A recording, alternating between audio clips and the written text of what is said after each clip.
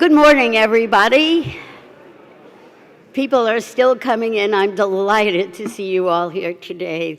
This is a great moment for me, for Louise Chu, for all of the people who worked on this exhibition. It's been a labor of love, and you could believe it.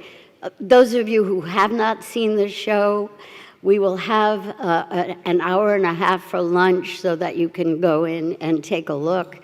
And there'll be time after the symposium is over, because we're so proud of what we were able to do. And I have to say that it was a labor of love. So many sleepless nights, so many days working, but it was worth it because the Etruscans now have center stage.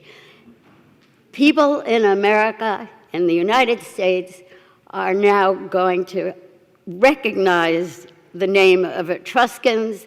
They're not going to say, oh, crustaceans? I've gotten that. I should introduce myself. I'm too excited to tell you. I'm Renée Dreyfus, and I'm curator in charge of the ancient art collection at the museum, and also in charge, with Louise Chu, my associate curator, of the Ancient Art Council.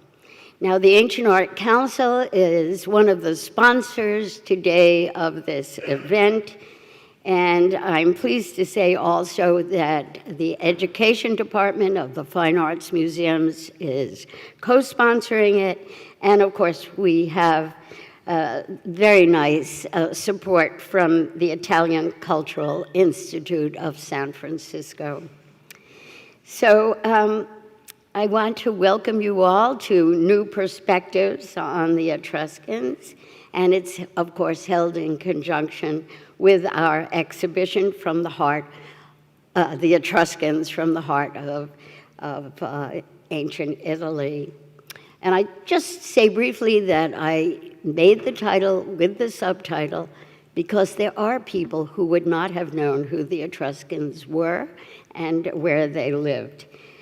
So, for those just being introduced to the Etruscans today, prior to Roman domination of the Italian peninsula, the area was inhabited by Italic groups, different ethnic groups, and most notably the Etruscans.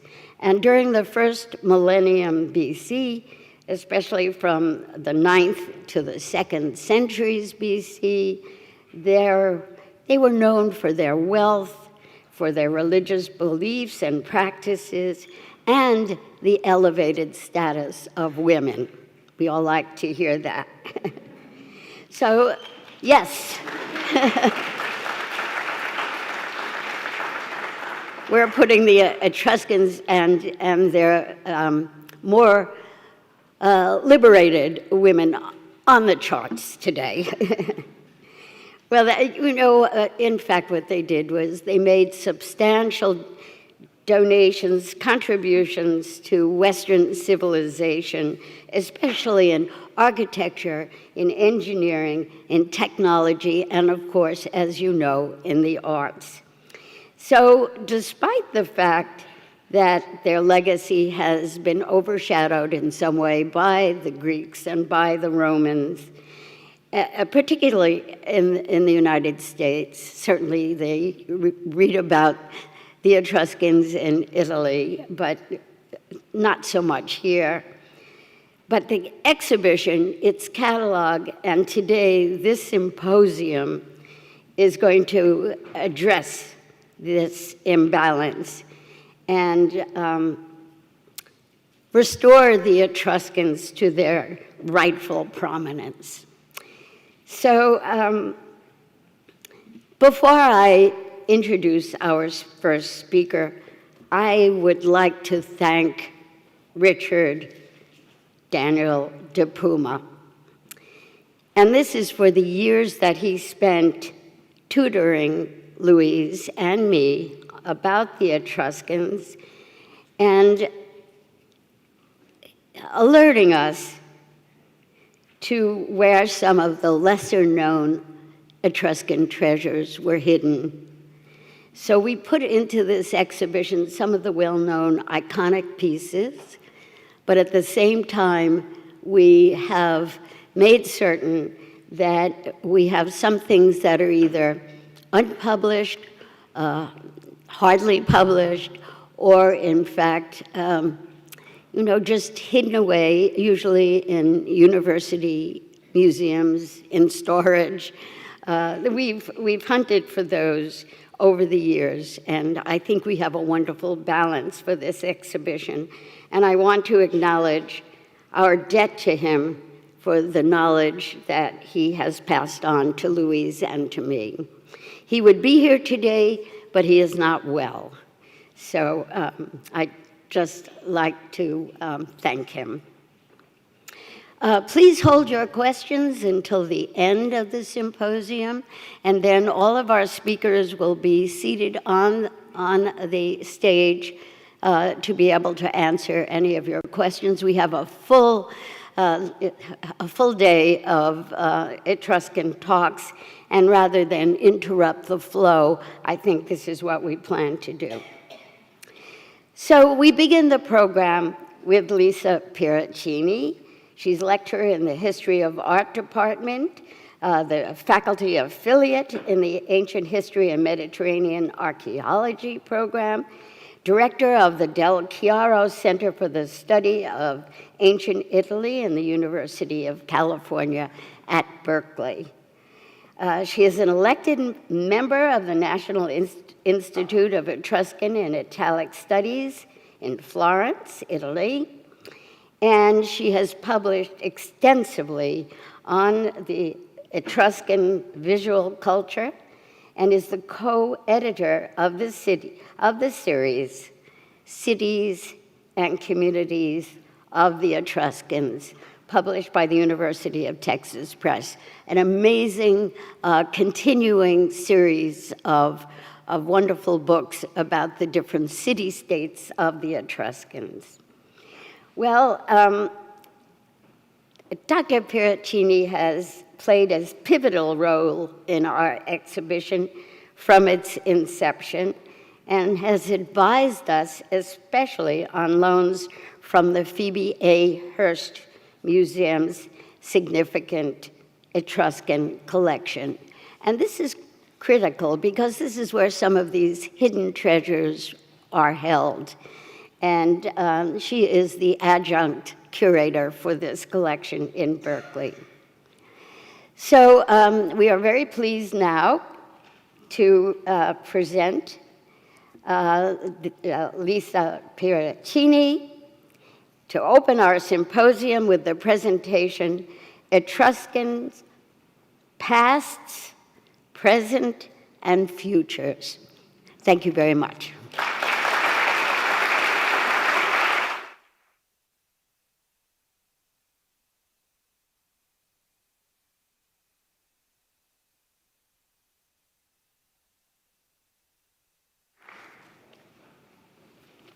All right, good morning.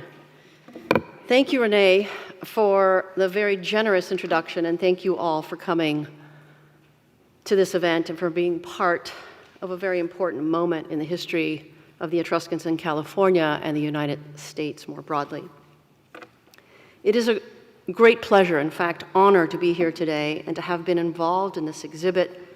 I have Renée Dreyfus and Louise Chu to thank for that. Before I begin my lecture, however, allow me to tell you a very relevant anecdotal story that may help contextualize today's event.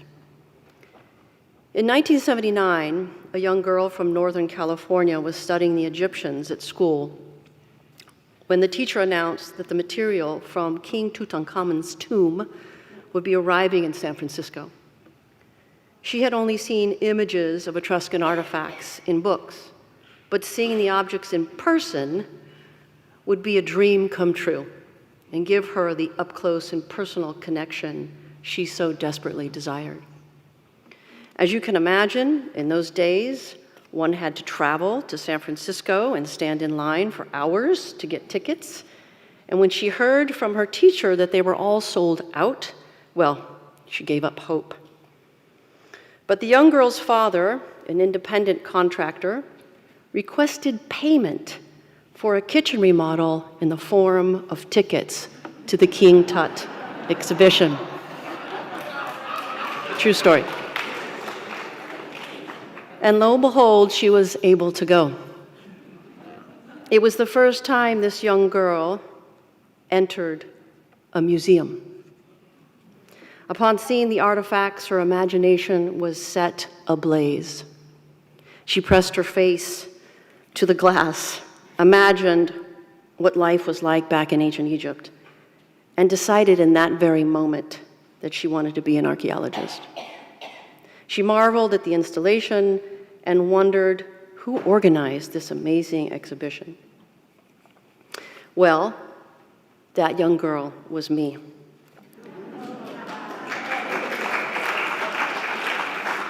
And that curator was the young Renée Dreyfus.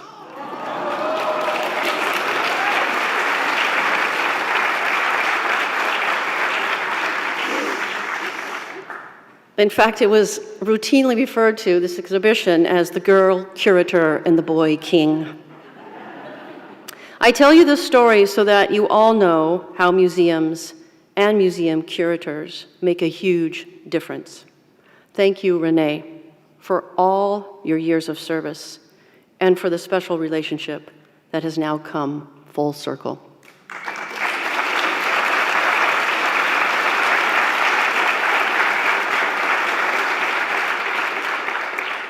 My title for this lecture, Etruscan Pasts, Present, and Futures, casts a wide net and spans topics that I hope will illuminate the Etruscans for the layperson, the Etruscan aficionado, as well as colleagues in the field. Whatever your knowledge base is of the Etruscans, this beautifully displayed exhibition, one of the most formidable to ever open in the United States, truly reveals the essence of Etruscan culture and art. I hope to capture the ethos of this distinctive culture and shed light on the place the Etruscans hold in the larger discussion of art, art history, and archaeology in the ancient world. For an Etruscologist who was born in San Francisco, this couldn't be a more auspicious moment and time. I will start my lecture with showing you all a map so you can place yourselves in the Italian peninsula, and some snippets of works of art that you may be familiar with, some tomb painting, terracotta sarcophagus, which I'll talk about. It's that sort of spectacular vitality and zest for life that is one of the distinctive characteristics of Etruscan art that you will see here displayed in this exhibition. Let's take another look at a map and place ourselves in the first millennium BCE, when Etruria, the concentrated area of the Central Peninsula, essentially between the Arno and the Tiber River, became that heartland of the Etruscans. So we know where Etruria was. Often I am asked, who were the Etruscans? Well, they were the ancient people who occupied Italy, central Italy, in the first millennium BCE. I have many times over in my career heard the question, where did the Etruscans come from? We don't need to ask that question because Etruscan culture was born on Italian soil. And we don't need to talk about them coming from abroad or from landing on Tyrrhenian shores, already made Etruscans. The archaeological evidence shows a distinctive growth from the Bronze Age through the Iron Age into the first millennium BCE. How were the Etruscans discovered, understood, or misunderstood throughout time is a very interesting story, and in part is the reason why there have been misconceptions, misnomers, and misunderstandings of their culture. But what I'm here to talk about today, and what this symposium is dedicated to, is to showing you all the place that the Etruscans hold in the study of the ancient Mediterranean at large. So I think it's important to talk about past tropes and misconceptions. For centuries, traditional approaches to the Etruscans saw their art and culture through a Greco-Roman lens, and there were constant comparisons of the Etruscans to their Greek neighbors. And in fact, many standardized textbooks from last century, I can just think of one, John Boardman, often describe the Etruscans in marginal ways. And these standardized textbooks had an impact, certainly for students.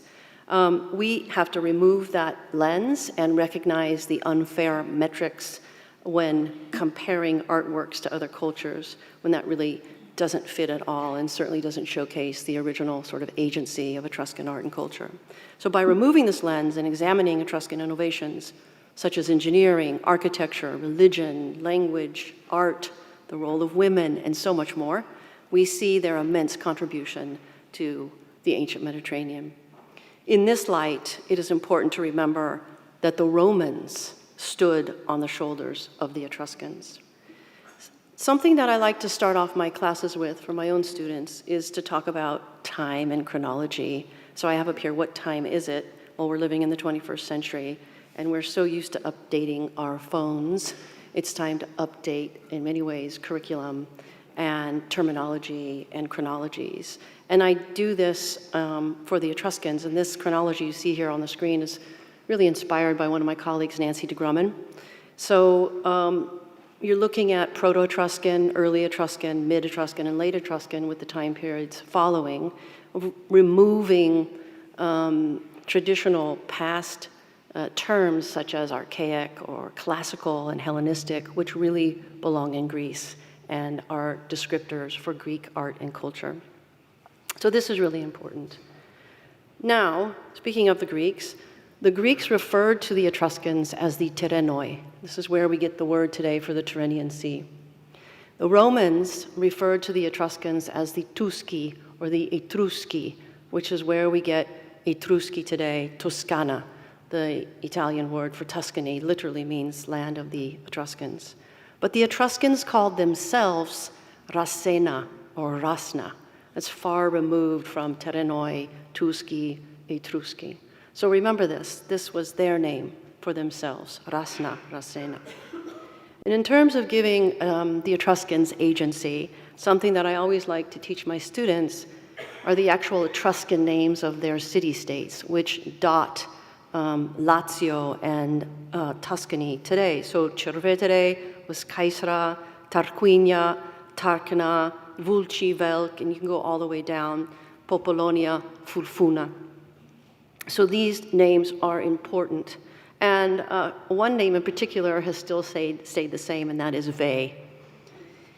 Something characteristically Etruscan in the landscape about Etruscan city-states is where they were choosing to build their urban centers.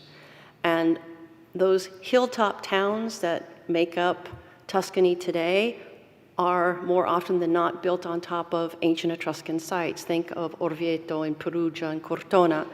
The Etruscans chose these outcrops, which not only gave them a magnificent view, but more importantly, yielded natural defensive sort of characteristics, because it would make it much harder for someone to come up to a city-state and harm people if it was a hard climb. So this is just an image of Civita di Bagnoregio, which is north of Rome, because it really sort of encapsulates that ideal sort of locus and place for an Etruscan city-state. Now, with that, I have up here this exhibition gives us the opportunity to see the Etruscans on their own terms. And I'm starting off with landscapes. I'll show you this beautiful image of a sunset in Volterra. Some of you have traveled to Volterra in this room, and so you know how dramatic these hilltop towns can be. They actually have cliffs on many of the sides. And this was typically Etruscan. But now I think we should venture into Etruscan funerary arts and rituals, because that's one of the reasons why we know so much about the Etruscans, is because so much material has survived from their tombs. And what you're looking at here are ash urns. The one on the left is a biconical ash urn. It's displayed in this exhibition, as is the one on the right. The biconical urn on the left is made of two parts. The lid is actually formed as a helmet denoting gender, so that this was a male burial. This biconical urn then would have been placed in a vessel that then was placed in the ground. The same would be said for this hut. And so we learn a lot about domestic architecture from looking at these vessels that are imitating, actually, the types of huts that Etruscans were making and living in the 8th and 9th centuries BCE. And you can notice the door. So it opens up, you put the ashes of your, let's say, Uncle Sid in there, and then close the door and bury the ashes below ground. There was a major shift and transition that took place just before the 7th century BCE, where Etruscans began to practice inhumation. So they shifted from cremation in many Etruscan city-states, especially in southern Etruria, at sites like ancient Caere, Cervetere, which were in a low-flying plain, sort of hovering above Cervetere. This is the cemetery, and you can see these huge, large, round mounds. They are called tumuli. And we're looking at, again, the shift that showcases what the aristocrats were doing as they started to practice inhumation. This was happening in the 7th century BCE, so they were laying out bodies in tombs. A family would build a huge tumulus, and then it would be divided up into individual tombs for generations to come. Think of it as a pie, if you will, right? So you'd have the original, sort of, let's say, the grandparents who purchased and had made the tumulus, and then the generations following would excavate and plan out their tombs in that individual tumulus. This all was being done because the Etruscans capitalized on this magnificent volcanic rock called tuffo. And tuffo is amazing because it's rather easy to carve, but the more it comes into contact with oxygen, the harder it becomes. And so they were using tuffo for their tombs, for their roads, for their gateways, for their temple foundations, most likely for their homes, and so much more.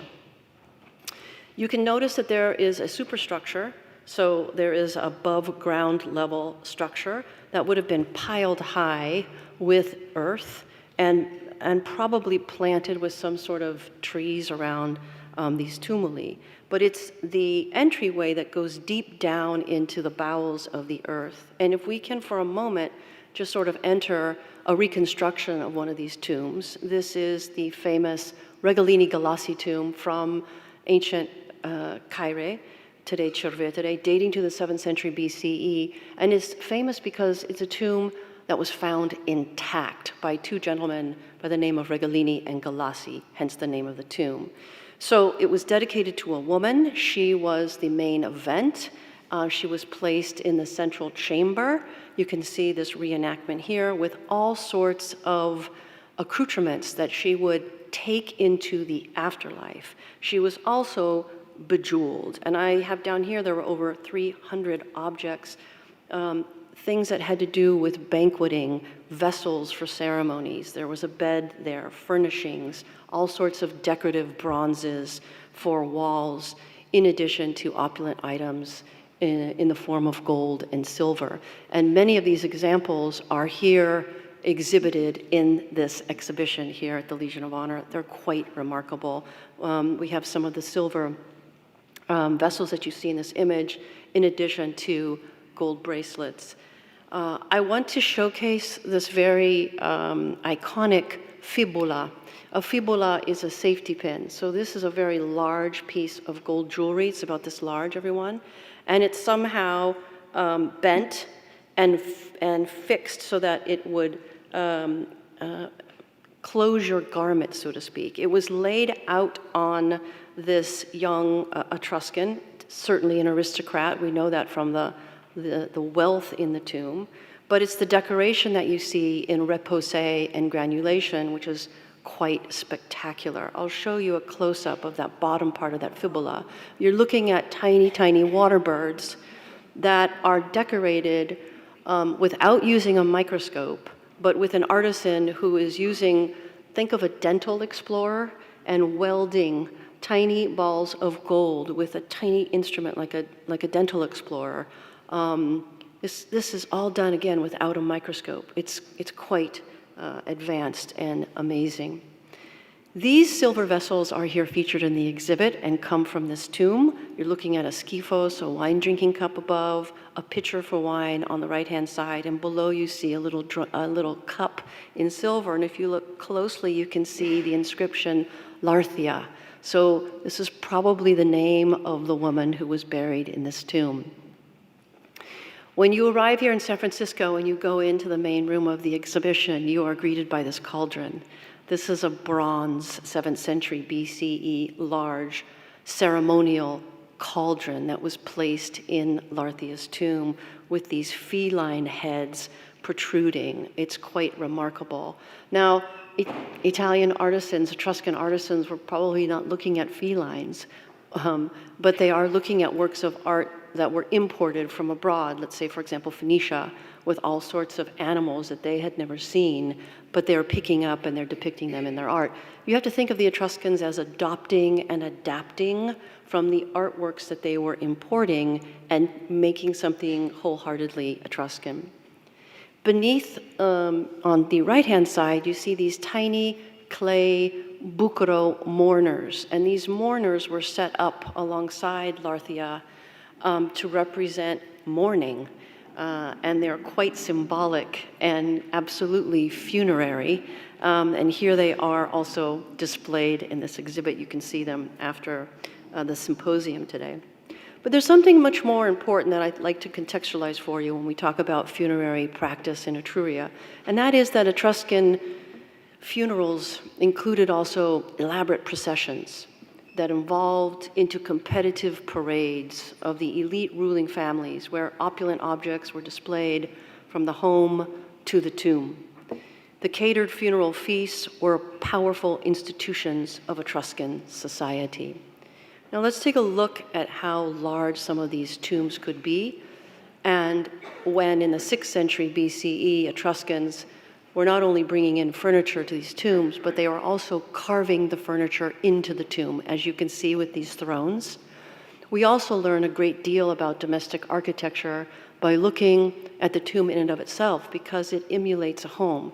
Take, for example, the beamed ceilings above. Now that's carved out in a volcanic rock, but it's imitating a 6th century BCE aristocratic home, and we learn a lot about domestic architecture. And here I am to give you a sense of scale. This is me sitting on one of the thrones with architecture students from the Rensselaer School of Architecture several years ago. But I also want you to think about these tombs as memory archives and memory monuments. And many of these tombs were painted. And of course, it was only the very wealthy who could afford to plaster the walls and paint the walls.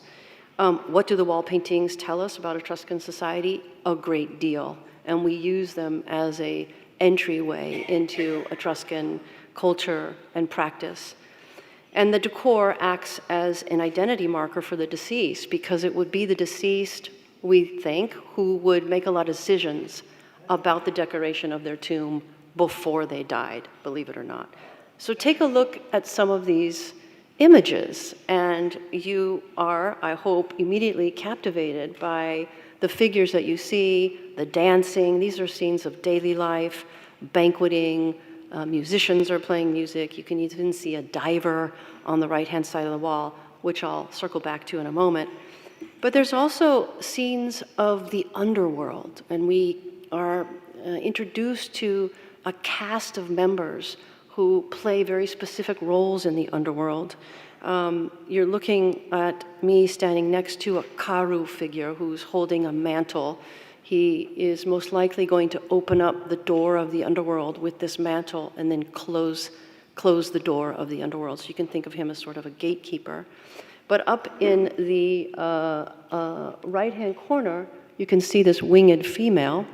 She is holding a torch. That's Vanth. Vanth you would want to meet if you were traveling down in the underworld, because she would hold the torch to light the way so you could see where you had to travel, right? So really important. There are two very important examples of Vanth in this exhibition. Remember, she's an underworld figure. I refrain from using the word demon here because she's only helping the deceased. She's not doing anything to harm the deceased. You can see the statue of Vanth. Unfortunately, her wings and arms are missing. You can just see part of the upper wing. But on the right-hand side, you see the statuette that comes to us from the British Museum of Vanth. And she has switched out the torch, and she is brandishing these bearded snakes.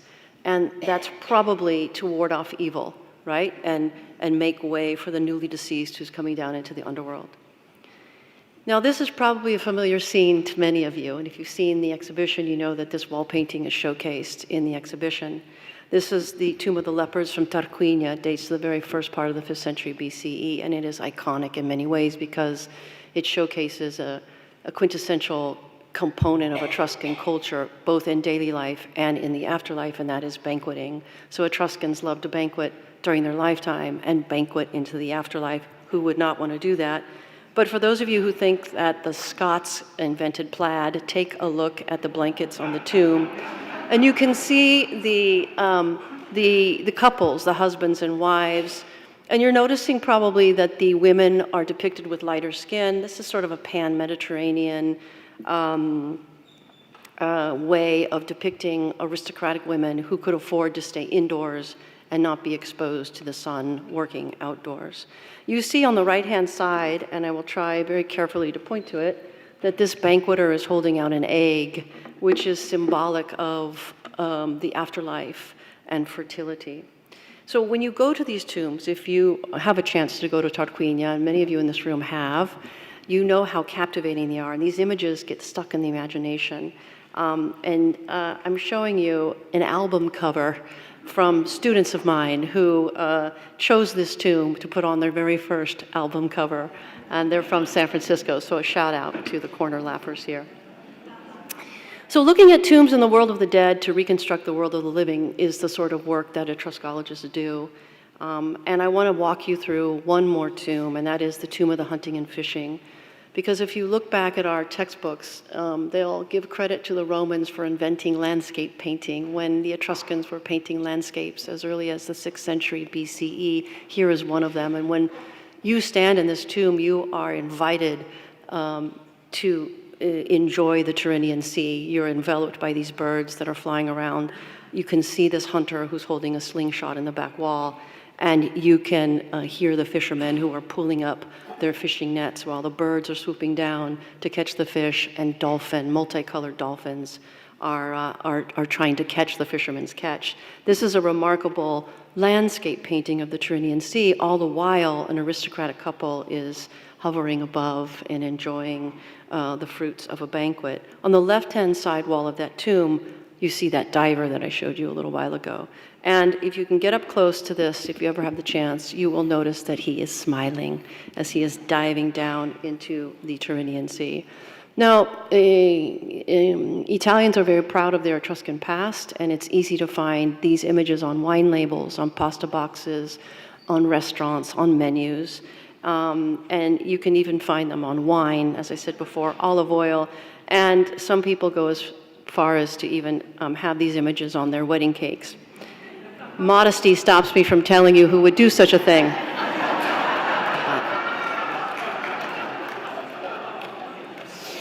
I think it's really important that we remember that the last three kings of the Roman monarchy were Etruscan. And if you had visited Rome around 500 BCE, you would have been looking at an Etruscan town. It would have had a very Etruscan feel to it. The Etruscans had drained the Forum proper. They had built the Cloaca Maxima, and they underwent a huge project that was started by Tarquinius Superbus, and that is the Capitoline Triad, the temple on top of the Capitoline Hill, the foundations of which survive today. This temple was embraced and honored with ceremonies throughout Roman history as being one of the great monuments built by the Etruscans. And here you can even read Pliny the Elder, who says Vulca, who we know was an artisan from Veii, was summoned from Veii to receive the contract from Tarquinius Priscus for a statue of Jupiter to be concentrated in the capital, and that this Jupiter was made of clay and consequently was regularly painted with cinnabar. and that the chariots about which we spoke above on the pediment of the temple were modeled in clay. So you're looking at an artist's reconstruction of that temple, but what I want you to understand is that all the decor was done in terracotta. The Romans were building their early temples in the same way. It wasn't until the 2nd century BCE that we had a Roman marble temple.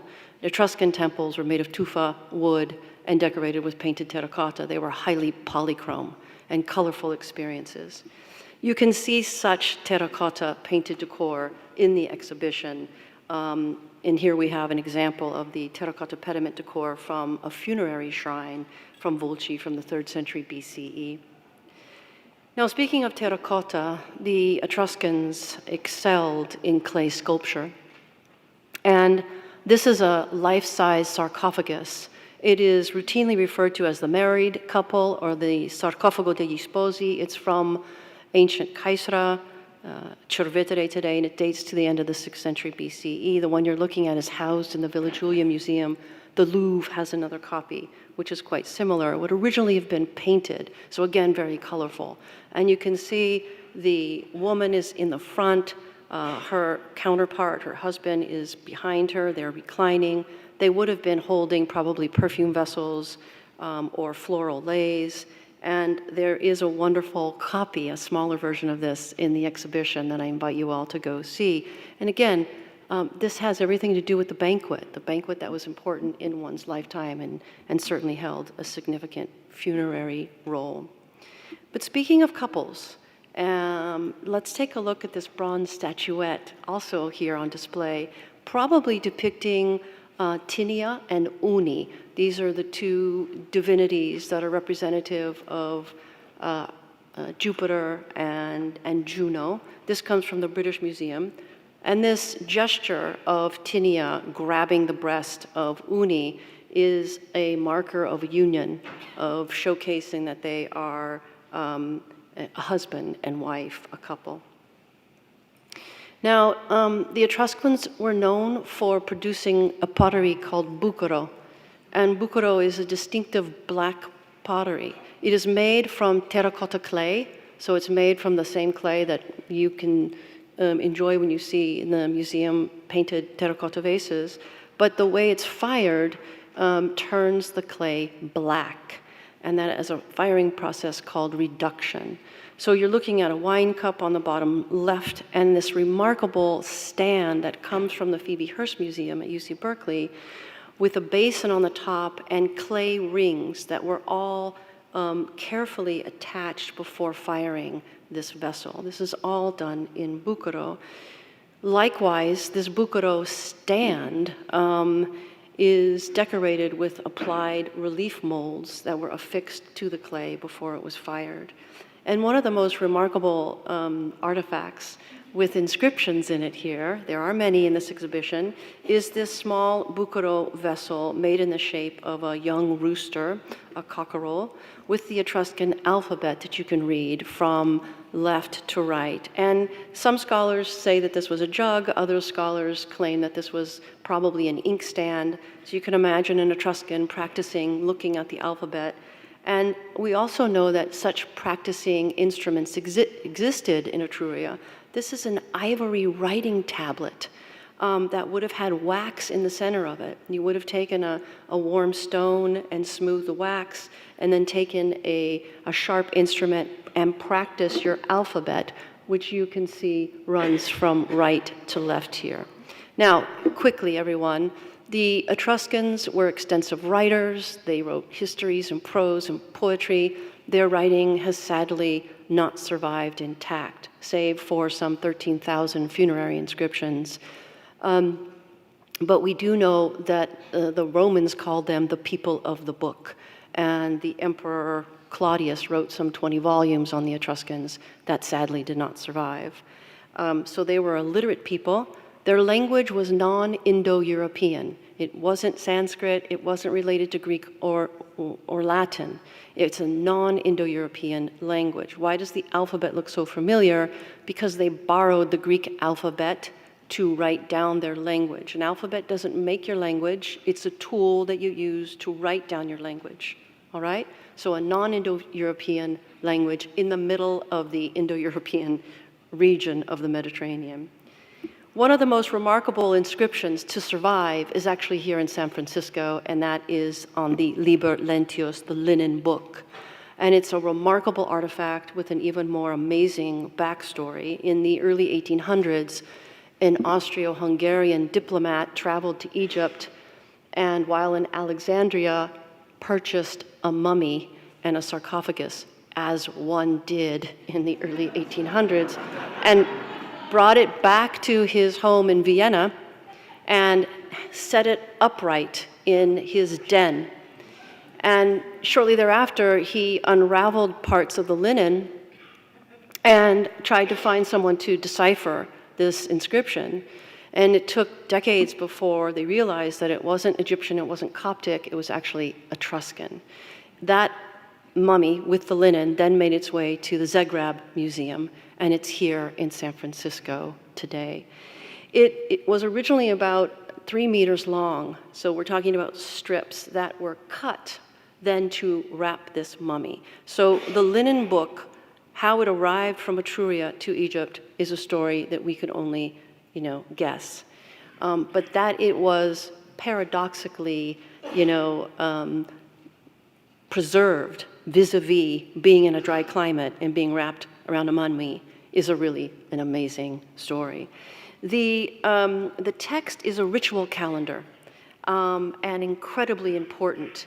It mentions the word vinum, the Etruscan word vinum, which we know in Italian, vino, wine, is mentioned several times, in addition to pouring libations of wine on certain days, so it's a calendar of sorts. It also references many names of Etruscan deities.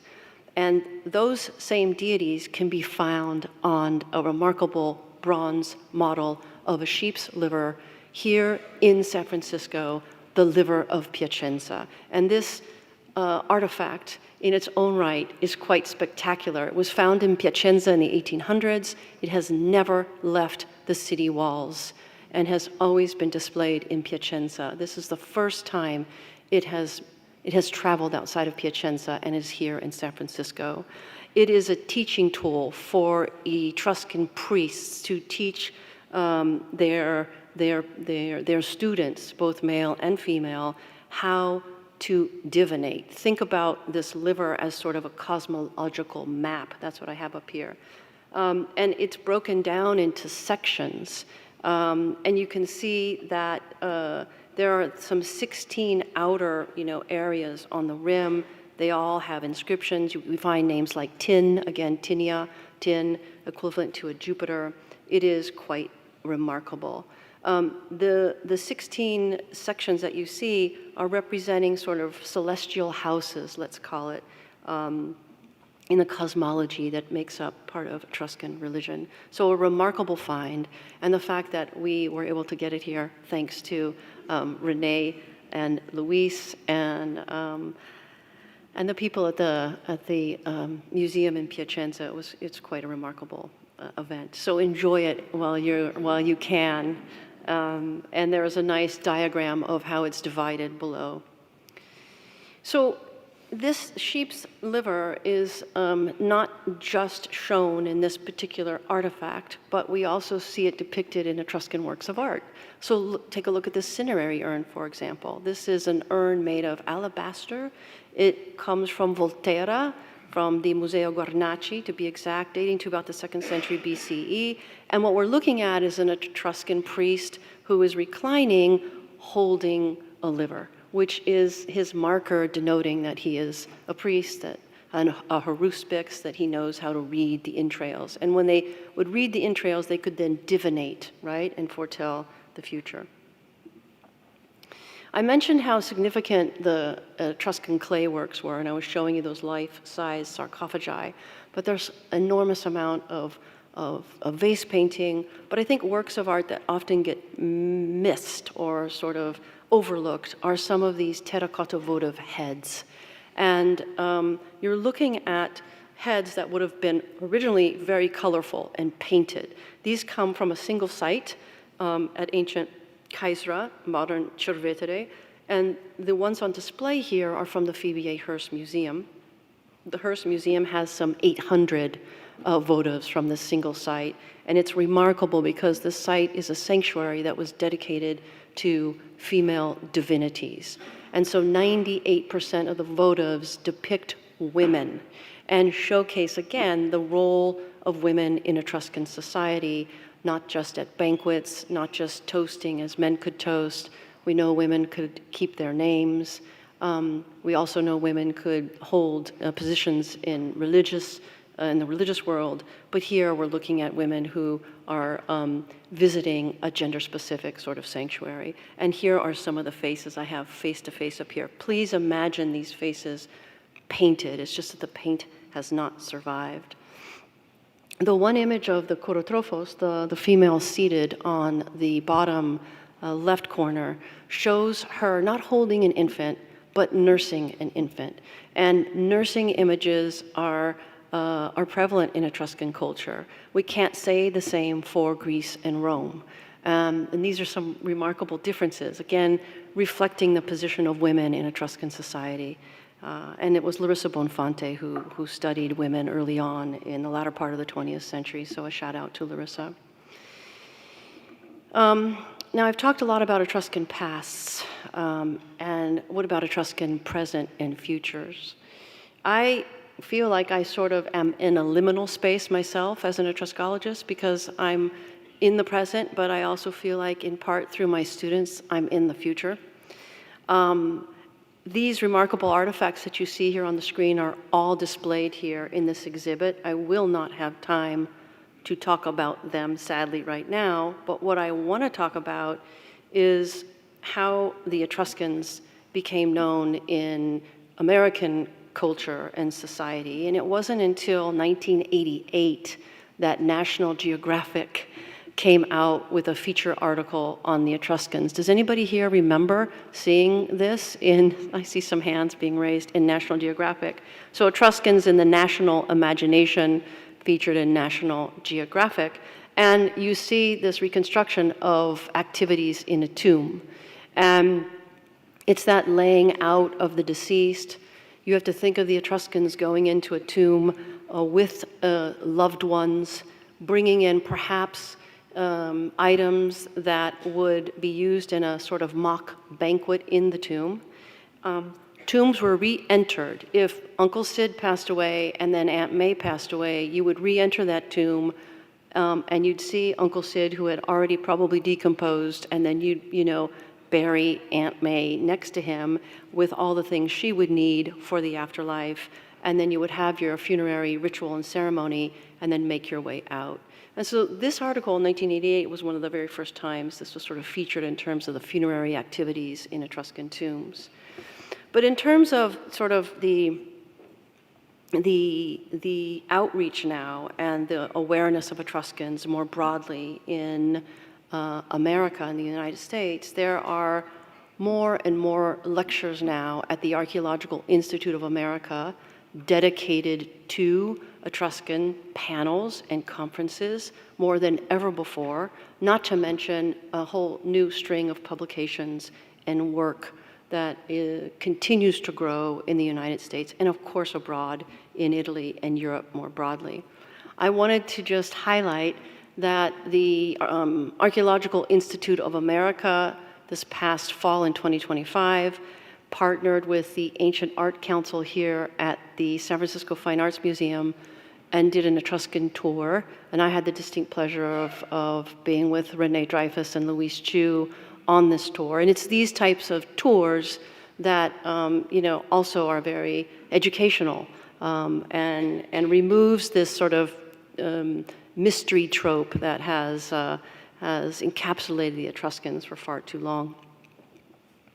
Now, in terms of future and reframing the Etruscans, I have some questions. How can we see, examine, and think about the Etruscans in ways that fully engage and contextualize their history, material culture, and their place in the ancient Mediterranean? How can new perspectives better situate our understanding of the past as Etruscan studies forge into the future? and reframing the Etruscans chronologically, historically, geopolitically, and artistically brings us closer to their ancient Mediterranean footprint. And we are living in a watershed moment where the 21st century invites us to broaden our horizons and update how we study the past. So viewing the Etruscans through a new lens is all part of what I mean by futures. So the Etruscans have been, as you know, in the shadows of Greece and Rome in traditional academic disciplines, primarily due to privileging empires. Scholarship of the past also believed that the written word made history, that the winners write history, and that a body of literature was needed in order to be a great civilization, and so much more. We know the Etruscans wrote. We just lacked their poetry, their prose, their histories, and much more. Scholars and the new generation of students are looking at old material in new ways, incorporating decolonial perspectives, sensory archaeology, technical analysis of pigments and metals, understanding the role of women in myth and rituals, and so much more. And all of this brings us closer to the unique world of the Etruscans. My own work at the University of California, Berkeley, has given me a very unique opportunity to work with the largest Etruscan collection in all of North America. Yes, everyone, it's just right over the other side of the bay at UC Berkeley. It arrived in 1902, acquired by Phoebe Apperson Hearst, who was determined to provide a teaching collection to the UC Berkeley students. You're looking at an intact tomb group that I have pulled out and was studying with students of mine.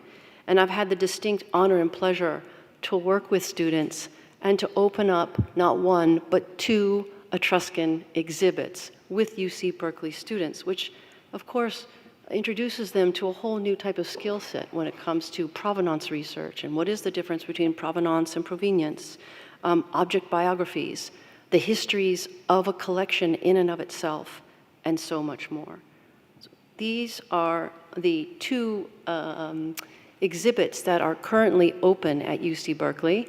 One in the Doe Library, the Etruscans Uncovered, the Phoebe A. Hearst collection at UC Berkeley. And that is open every day because the library is open every day. And it's in the main lobby in the Brown Gallery.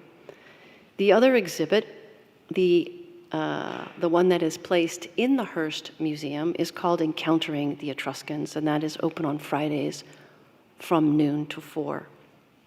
You can see that little merchandise there, UC Etruscans, and this was all devised by my students. In conclusion, I can only hope that this brief discussion on the Etruscans has communicated their unique zest for life, the fascinating and dynamic aspects of their culture, and the marvelous art which they produced. As humans, we find value in facets of life we can relate to. Take a look at the material culture from the Etruscan past in this exhibition and tell me what speaks to you. What can you relate to? As for Etruscan futures, with new approaches, new terminologies, new perspectives, and what I can see from my own students and their interest in the Etruscans, including from all of you who are present here today, I am confident that the new generations will mindfully guide the future of the Etruscan past.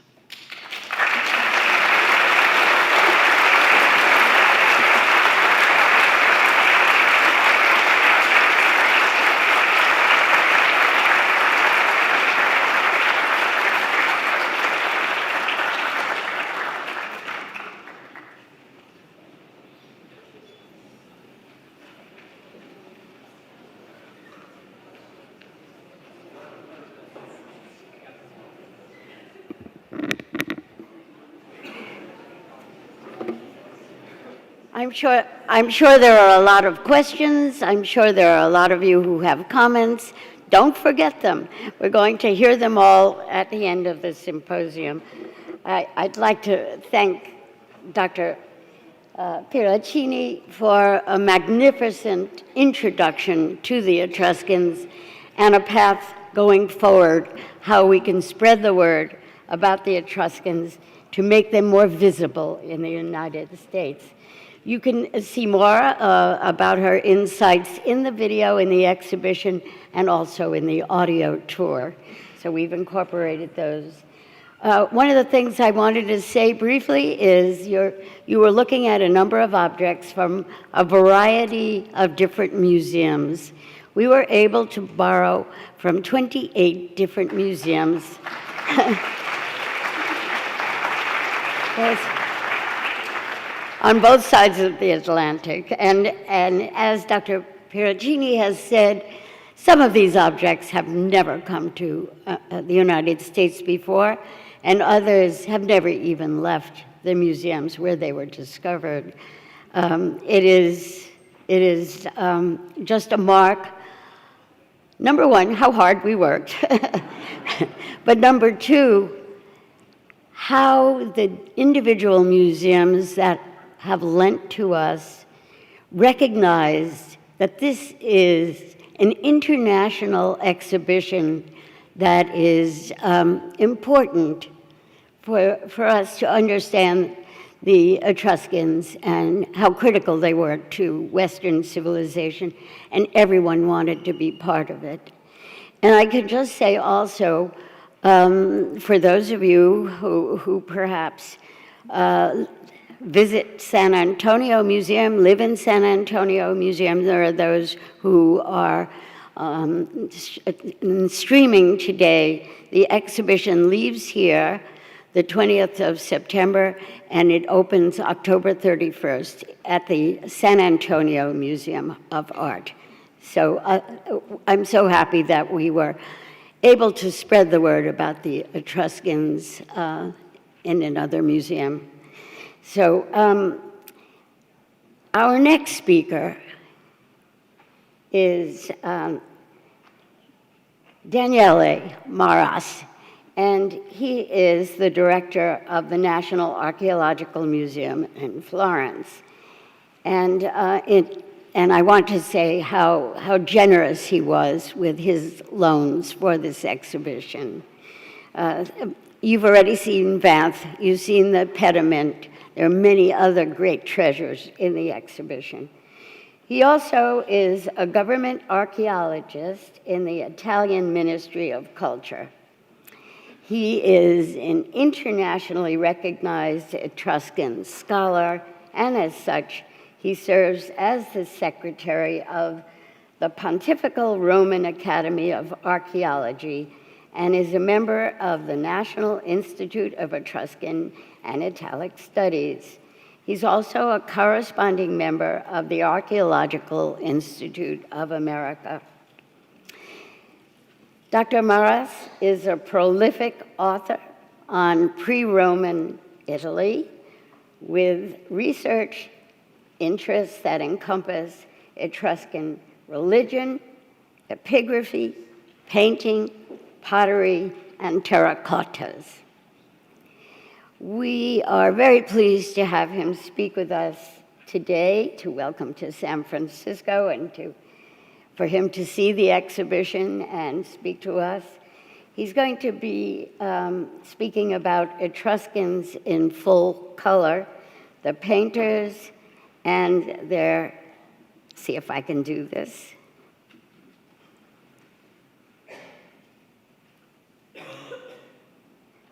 Somehow or other, we'll get the next slide up, please. Maybe the next. No? Am I going backwards? I won't touch it. Someone else will do this. You know how to do it. Good, good. I wanted to say that this is the topic that we've asked Dr. Maras to write about in our catalog. And the catalog is here and available, and almost 400 pages of beautiful photographs and 25 different essays about the Etruscans. I advise all of you who have an interest and want to learn more to purchase that in our store. So now, without further ado, let me introduce Dr. Maras to you to speak about polychromy and the ancient Etruscans. Thank you.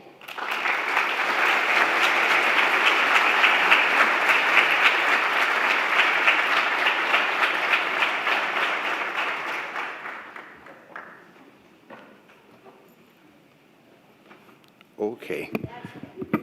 That's it. You're right. Well, thank you, Renée, and thank you everybody here.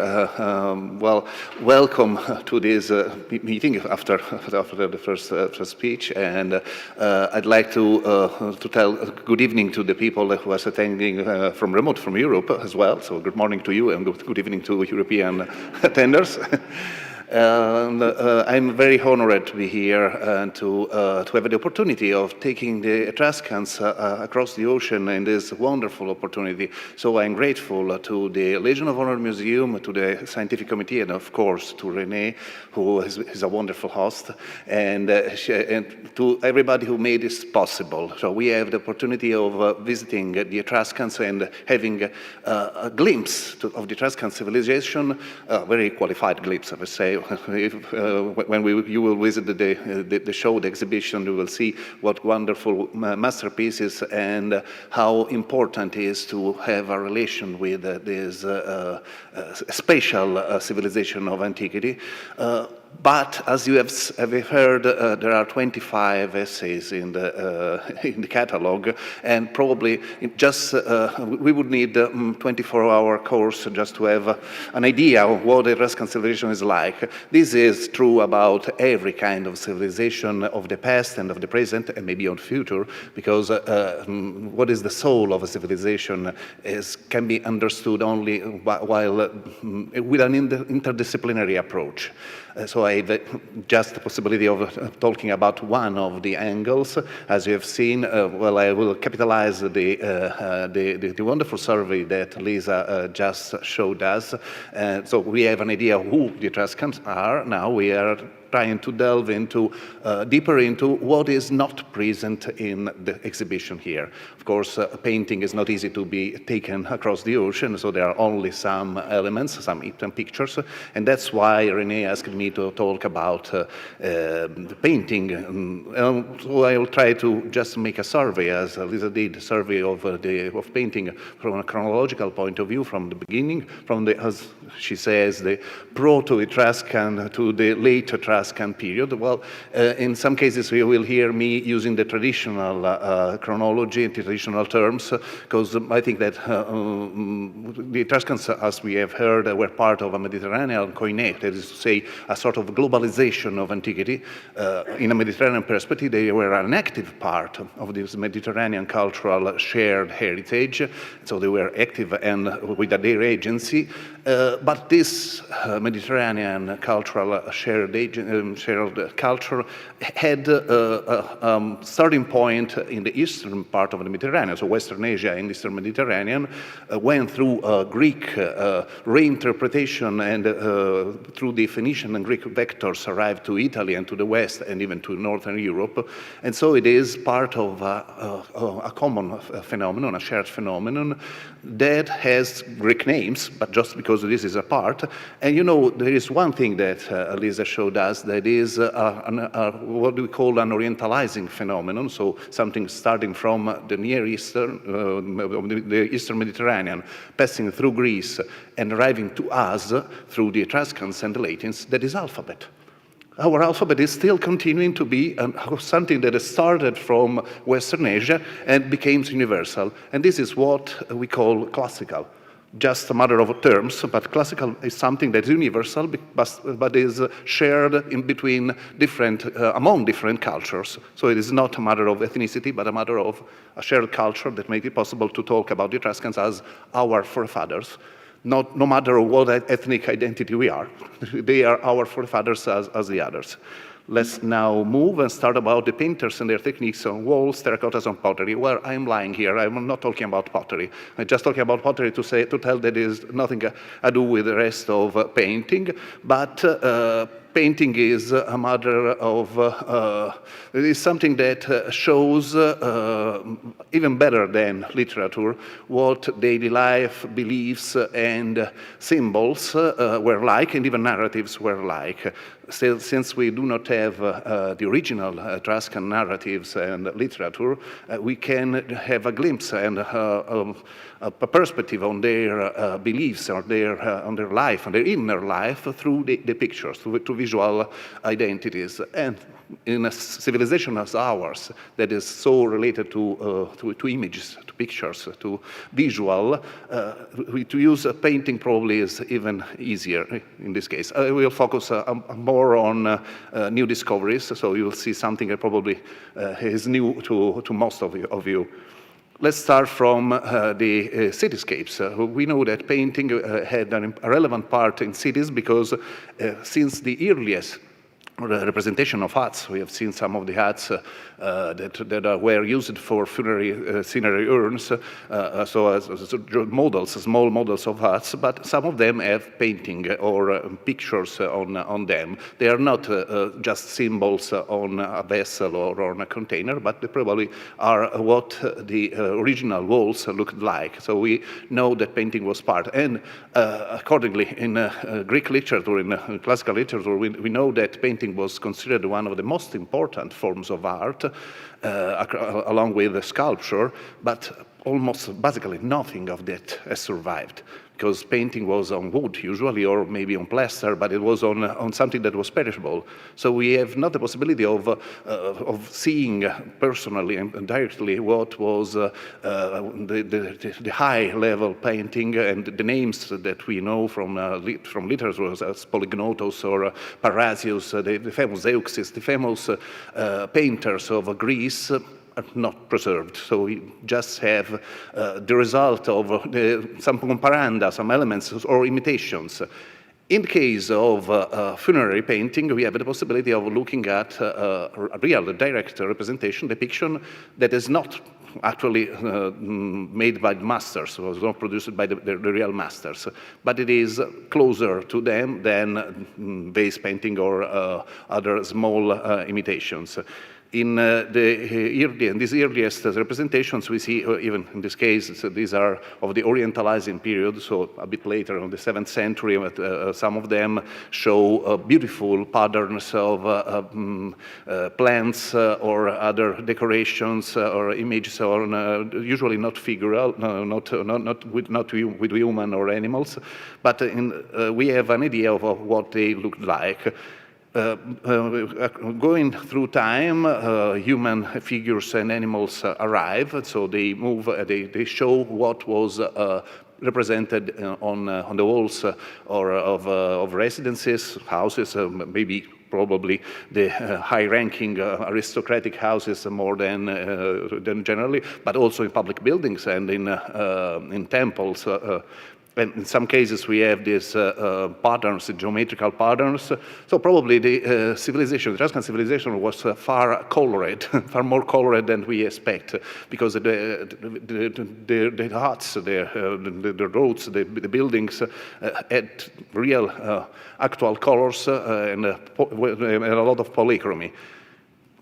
What is preserved of these, apart from these models, is only in tombs, because the Etruscans had this habit, this ancient habit of painting chamber tombs in order to accompany the deceased to the afterlife, but you have always to remember that what is in tombs was supposed not only to be for the deceased, but mostly for the living, who were taking the deceased in the afterlife, so they are accompanying them.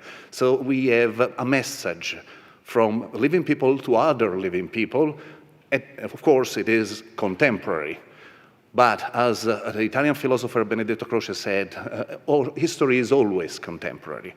So we are always looking at history from our point of view. And the Etruscans were looking at their paintings from their point of view, and then across time we are still continuing to receive the message that the painter placed there. And the painter was working for a patron. So there is an agency of the painter and of the patron that are talking to us. So we cannot get rid of all lenses. We have our contemporary lens always, but apart from that, we are receiving a message from the past. And that is true with all archaeology, but mostly with written and visual evidence. One of the earliest painted tomb in Etruria is from Veii, the tomb of the Royal Lions of the beginning of the 7th century BC.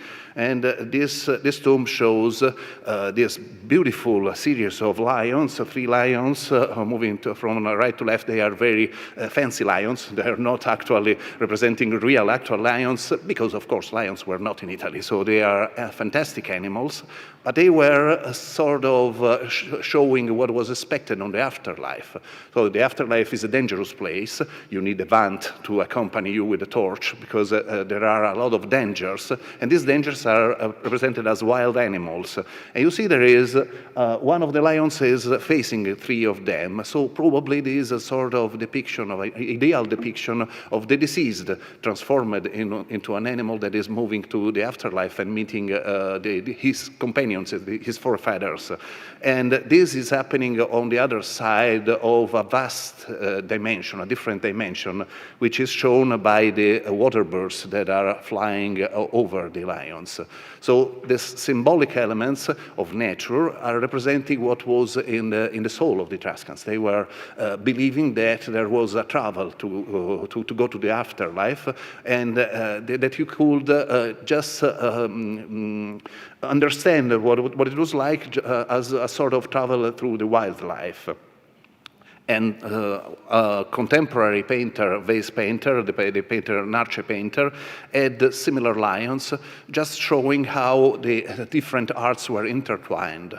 It's not a matter of having a pottery painter that is painting a tomb. There were 2 different kinds of painting, and of course, the painter of a tomb probably was closer to a painter of residences, of houses in the city. But they share the same language, and it's a specific, very specific and symbolic language. Another tomb, but not far from that, in Veii, is the tomb of the ducks, with also these water birds moving. And you see how colored it is.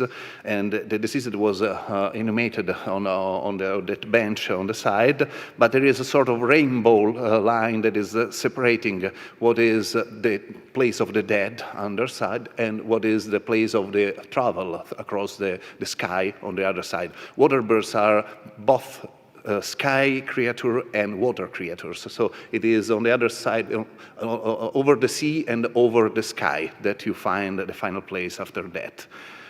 From Caere, a number of tombs of the same period, of the 7th century, mid-7th century, have been found, but unfortunately the tuffo that is so a beautiful stone to be carved is not easy to be painted.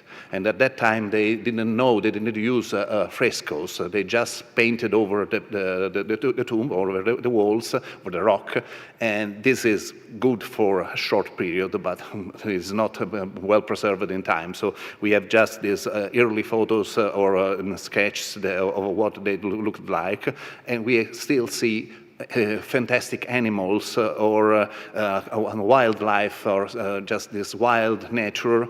And in one case, the Tomb of the Ship, a very curious and very early narrative scene that is always about a travel, the ship that is traveling across the sea because it is taking the deceased on the other side. We do not know if this is mythical or a different kind of narrative, or maybe that's just what was the life of the deceased. Maybe he was a sailor, or he was doing business through the sea. Probably these are questions that are not meeting at the time, because mythical and narrative and daily life were intertwined from a perspective of the patron and the painter, and so we just have to look at that and not to try to make it clear with our ideas of what it should be like. Again, in Veii, going back to Veii, at the end of the 7th century, the tomb campana is known from this beautiful painting, so it was very well colored with this wonderful, luxuriant wildlife, and the deceased moving with a horse and his retinue through this wildlife in order to travel to the other side. Unfortunately, this painting was not very easy to be preserved, and now it is almost basically not visible, apart from using the hyperspectral imaging systems that show what these depictions were like. And this cheetah was sitting on the back of the horse, because it is the only element that shows that it is not a daily life, but it is the deceased traveling to the afterlife with a cheetah that is not basically an Italian animal, but it is wildlife, exotic wildlife, fantastic wildlife on the other of the afterworld. Magliano, the painted tomb of Magliano, has these winged lions all around. You see, they are just painted over the walls, so they are not easy to be preserved. But in some cases, the climate and the opportunity, the fact that tombs were not visited for so many hundreds, in some cases thousands of years, made it possible to preserve them. And a better luck had the tombs of Tarquinia, because Tarquinia is not built on tuffo, but it has this Pleistocenic sands and calcareous rock that is called macco, and that is wonderful to be painted. So Tarquinia started a series from as early as the beginning of the 7th century, but mostly from the 7th century onwards, a series of painted tombs that are now UNESCO heritage site, because they are wonderful. But the best painting art gallery of antiquity, just giving a hint of how it was in Greece, in Asia Minor, in the rest of the Mediterranean. All painting looked like this. Probably, of course, the best examples of painting were in houses or temples, not in tombs, but to have the possibility to look at them like this is special. The Tomb of the Panthers still has the wild animals as symbols, and you see there is a head of a panther that is just being severed off, and it is on the ground, and the two panthers are mourning it, just nursing it with their paws. So it is again a matter of showing through the wild animals the real feeling of the loss of the deceased. And so this again something that is exotic, something that is on the other side, but it is very human, that is represented through painting. In this period, this very period, in the late Orientalized, in the early Archaic period, we have also the first glimpses of what was like painting in cities, because a sort of fashion started of having durable painted terracottas instead of wooden tiles or wooden plaques painted that were perishable. So until this fashion continued for the second half of the 6th century, we have the possibility of looking at direct painting in residences and in temples in Etruria, and this is a very recent discovery that has been studied in the last decades. While it was already known for scattered fragments in the earlier part of the 20th century, but now it is a new field, and I'll show you some of these. There's the tile of terracotta, what is called a tile, actually probably was placed on a wall, and you see there are these white on red animals, horses on the lower side, and water birds, not far from what we have seen in in Bay. So they are animals and water births, even in cities, in towns. So this is not funerary. And this is important because we have an opportunity of seeing what are the subjects of this kind of painting. In the other case, this sort of tile from Cairo, it is called a tile because it has sort of wings on the backside in order to be attached to the wall. And this is part of a three-tile decoration. This is just the central element of three different layers. And we see that there is this man standing with a spear, and interesting enough, this is a man because he's dressed as a man, has a spear, but his skin is white. So it is not like the later use that had white women and red-skinned men, but it is at the beginning of this kind of decoration. So this shows that probably when it was in full size, it was basically at full size, so it was not diminished. And this is the only element that has been preserved of this period. While these other tiles, not tiles, sorry, in this case, these other slabs and plaques show a mythical decoration. So in this case, we have mythology that is represented. In this kind of documentation shows that mythology, of course, is classical mythology coming from Greece, but it is from an Etruscan perspective. You see there is Perseus that is beheading the Gorgon, and the sisters of the Gorgon are flying away, and Minerva, that is the corresponding Etruscan goddess as Athena, is on the side.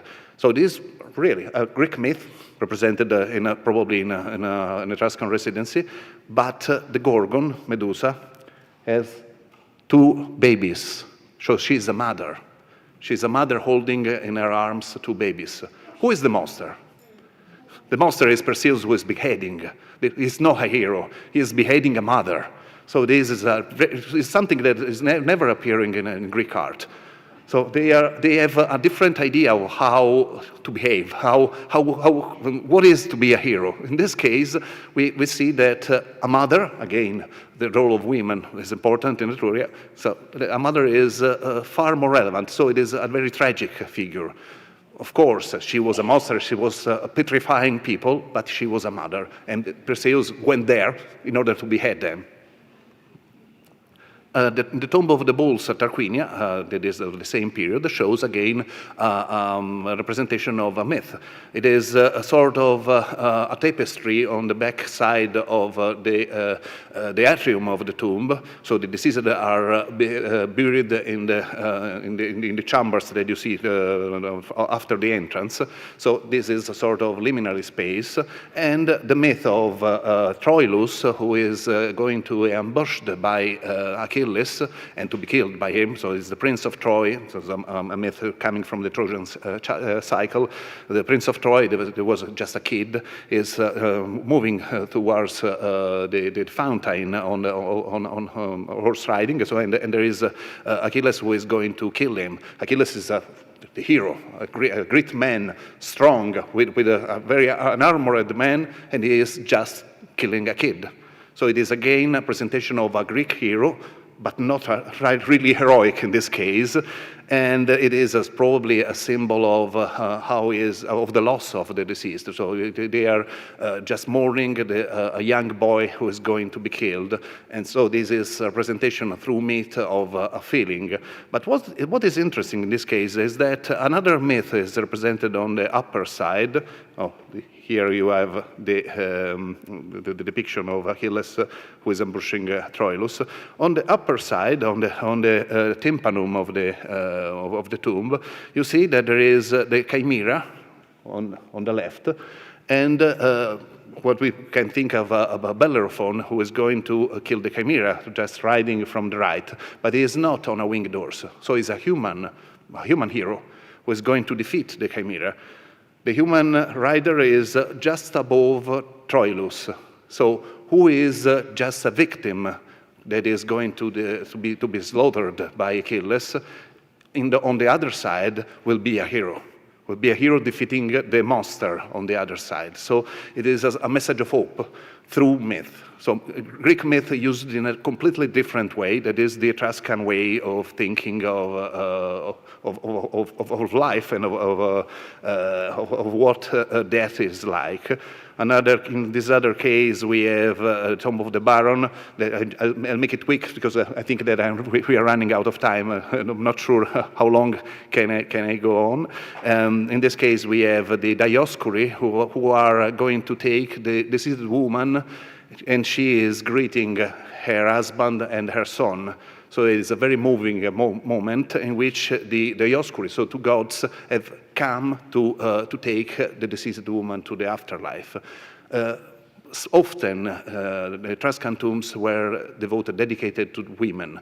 As we have seen, the Gregorian Galassi tomb was a very wealthy and rich tomb for a woman, a burial place for a woman. And in this case, we have a woman who is the protagonist of this, because the women were an important, a relevant part, not only of society, but of family. And the Etruscans had a special relation with family issues. They were always talking about family, much more than Greek, Roman, and even other culture of the Mediterranean. Probably that was part of their meaning of society. We have seen the mother, the Gorgon as a mother. In this case, we see a mother who is greeting her son and her husband just before going to the afterlife. In this other case, we see in the Tomb of the Bacchants there is a performance, actually a ritual performance with dancers and musicians along the deceased. In this case, the deceased is a man who is accompanied by a dancer, a dancing woman. Well, in this case, probably the lyre player is placing the lyre upside down because he is playing the part of Apollon. And according to a myth, Apollon was challenged by Marsyas in order to see if the lyre was better than the pipe as an instrument. And since Marsyas was so good with the pipe, Apollon couldn't defeat him. And so he said, okay, I'll place the lyre upside down and I can play. Let's see if you can do that with a pipe. And so, according to Greek myth, this is how he defeated Marsyas. Well, in the Etruscan version of the myth, you can see the pipe player on the right. The pipe player is turning backwards. So he's showing that you can play the pipe turning it upside down, just backwards. So in this case, probably the pipe player is winning.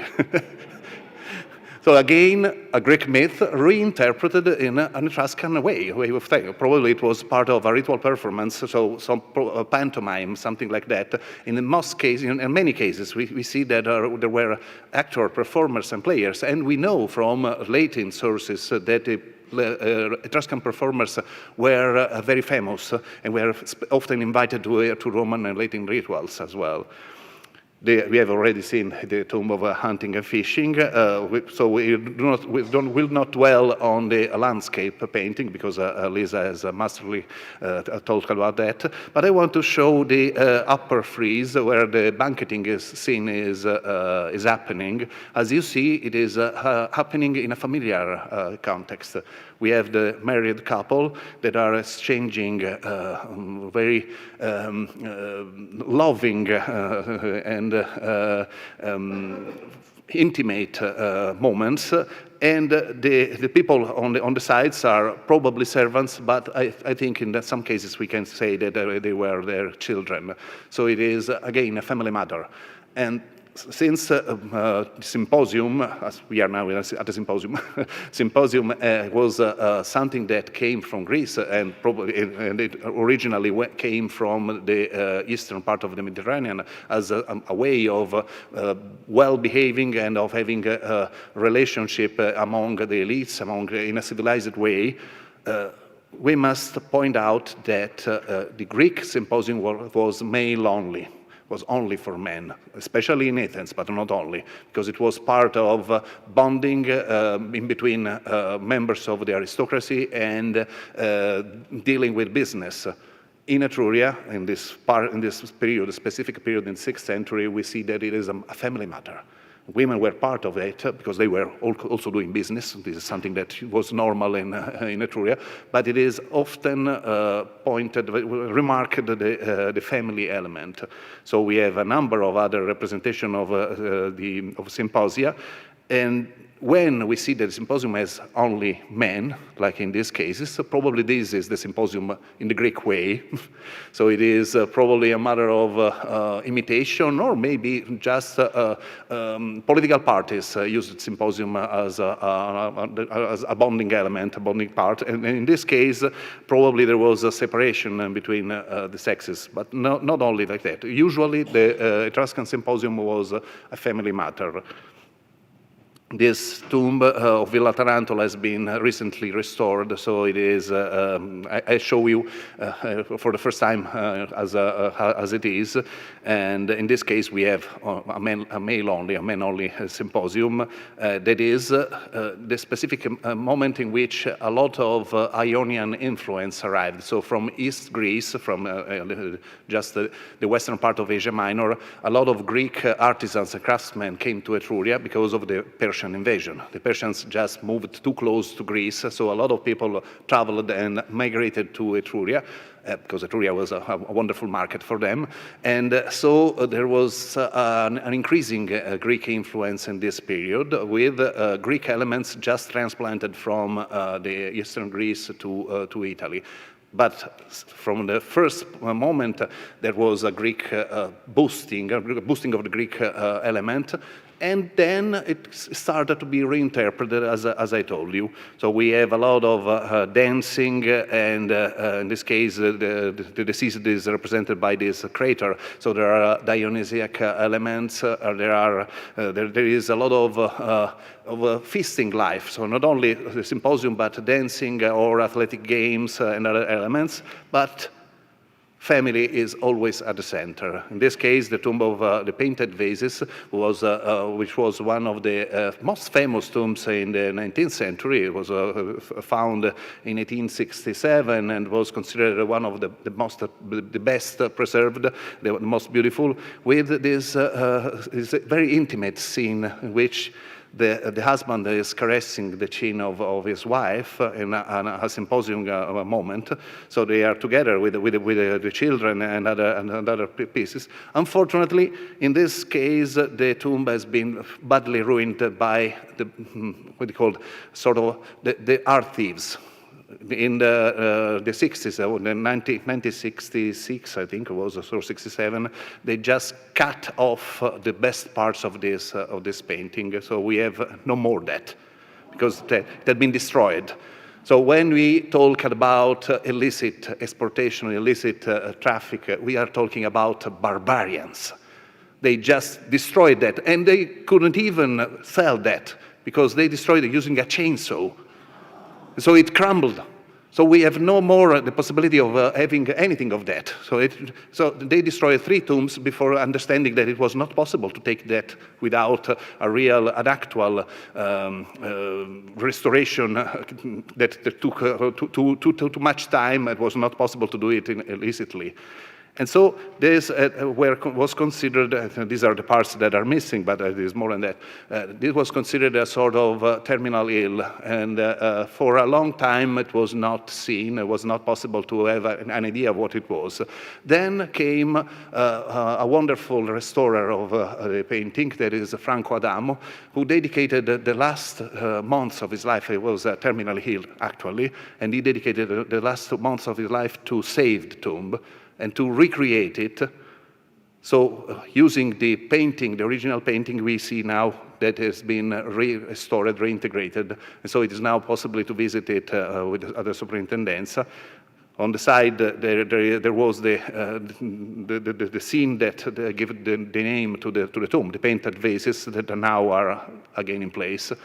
And this has been with a special artistic and very technological restoration being rebuilt, but it is completely reversible. So we can see what the barbarian did, but we have an idea of what it was originally. So I was very grateful. I was there in charge for the conservation of the tombs of Tarquinia, and it was 2022, I think, so yes. And I was very grateful to Franco Adamo, and so I wanted to celebrate him in some way, and was thinking about that. The Tomb of the Augurs, the same period that shows games, so Olympic, or not just athletic games, in a moment in the funerary ceremonies after the death of the deceased. And in this case, we see that there is also divination going on.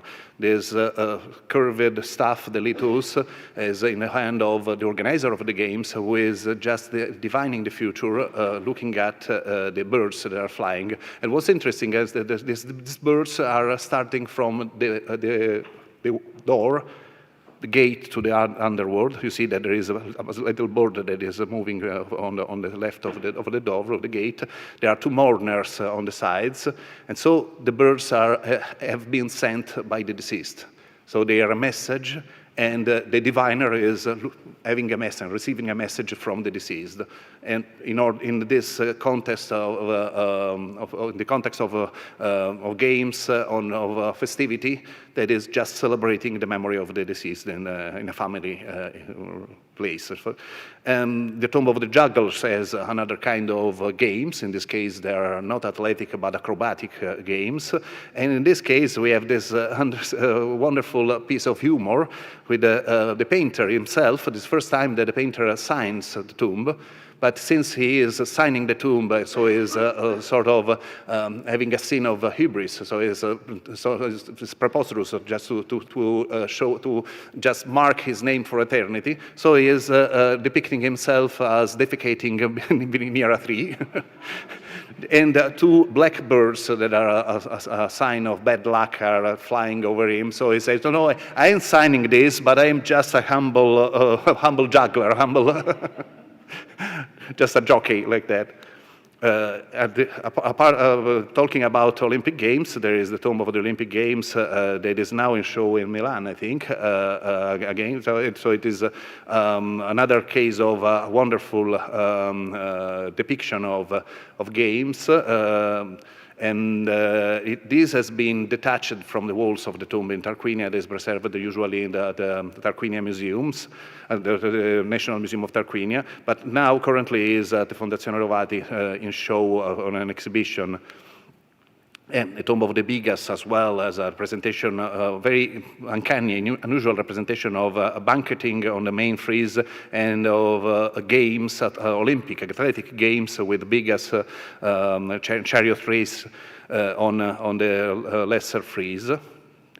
And then again, we have landscape painting, as in the Tomb of the Little Mouse, that has only just vegetable, a wildlife, but only plants, with the small mouse that is again in the same place where we have seen the bird. So it is again probably a message from the deceased. So there are animals, the nature that is welcoming the deceased and taking his messages to the afterlife. In this period, saying the second half of the 6th century, we have again the depictions on plaques, on painted terracotta plaques that show what was happening in the towns and in cities, in the world of living. And these depictions are often dealing with mythological subjects, as in the case of the Campana plaques at the Louvre, or the recently recovered series with the Heracles Labors, you see on the left, which is probably the earliest representation of the series of the Heracles Labors. It is not Greek, it is Etruscan. We have the Nemean lion, the Hydra of Lerna, and the deer, the Caesarean deer. There are a number of other elements, but they are very badly preserved. Unfortunately, they were looted. And so we do not know where they came from. They were from Cerveteri, we know that, but we do not know. Probably they were from a temple site. This kind of decoration was originally used as a frieze. So it was mounted on the walls of buildings, and as we have already heard, the buildings were made of mud and wood. So they were not easily to be preserved. So we have just the foundation today, the stone foundation, but nothing of the upper level elements. Still, they had to be preserved by weathering. And these terracotta slabs had this meaning, just to preserve the poor material building. And they were on the outside and on the inside of the buildings. And of course, the terracotta roofs were very well known in Etruria. In this case, we see something that was depicting with these beautiful slabs that were protecting the walls were a perfect support for painting. So they used that in different ways. And this is the series with the Hercules label. The Boccanera plaques with mythological narratives. There is the Judgment of Paris, kidnapping scene, and other elements. Most recently, the Italian financial police saved these 4 plaques that are whole, that show different, they were probably part of the same decoration of a building. We do not know where it was, because they were just going to be illicitly exported to America, and they were just stopped before leaving Italy. And but we have these wonderful depictions of Greek myths. There is Achilles fighting against Penthesilea on the left, and you see Penthesilea is the real hero. She's going to die, but she is a woman with no armor, and she is fighting with her sword is red of the blood of all the enemies that she has defeated, and she is just impavidly going through Achilles. So she is just thinking, I'm going through him and destroying him, and Achilles is just shrinking behind his armor. He's completely fully armored, so he's not very heroic in this moment. He's gonna win. But she is the actual winner of this challenge. Of course, we know that this is tragic, and the tragic element of the narratives was part of the feeling of this kind of shows.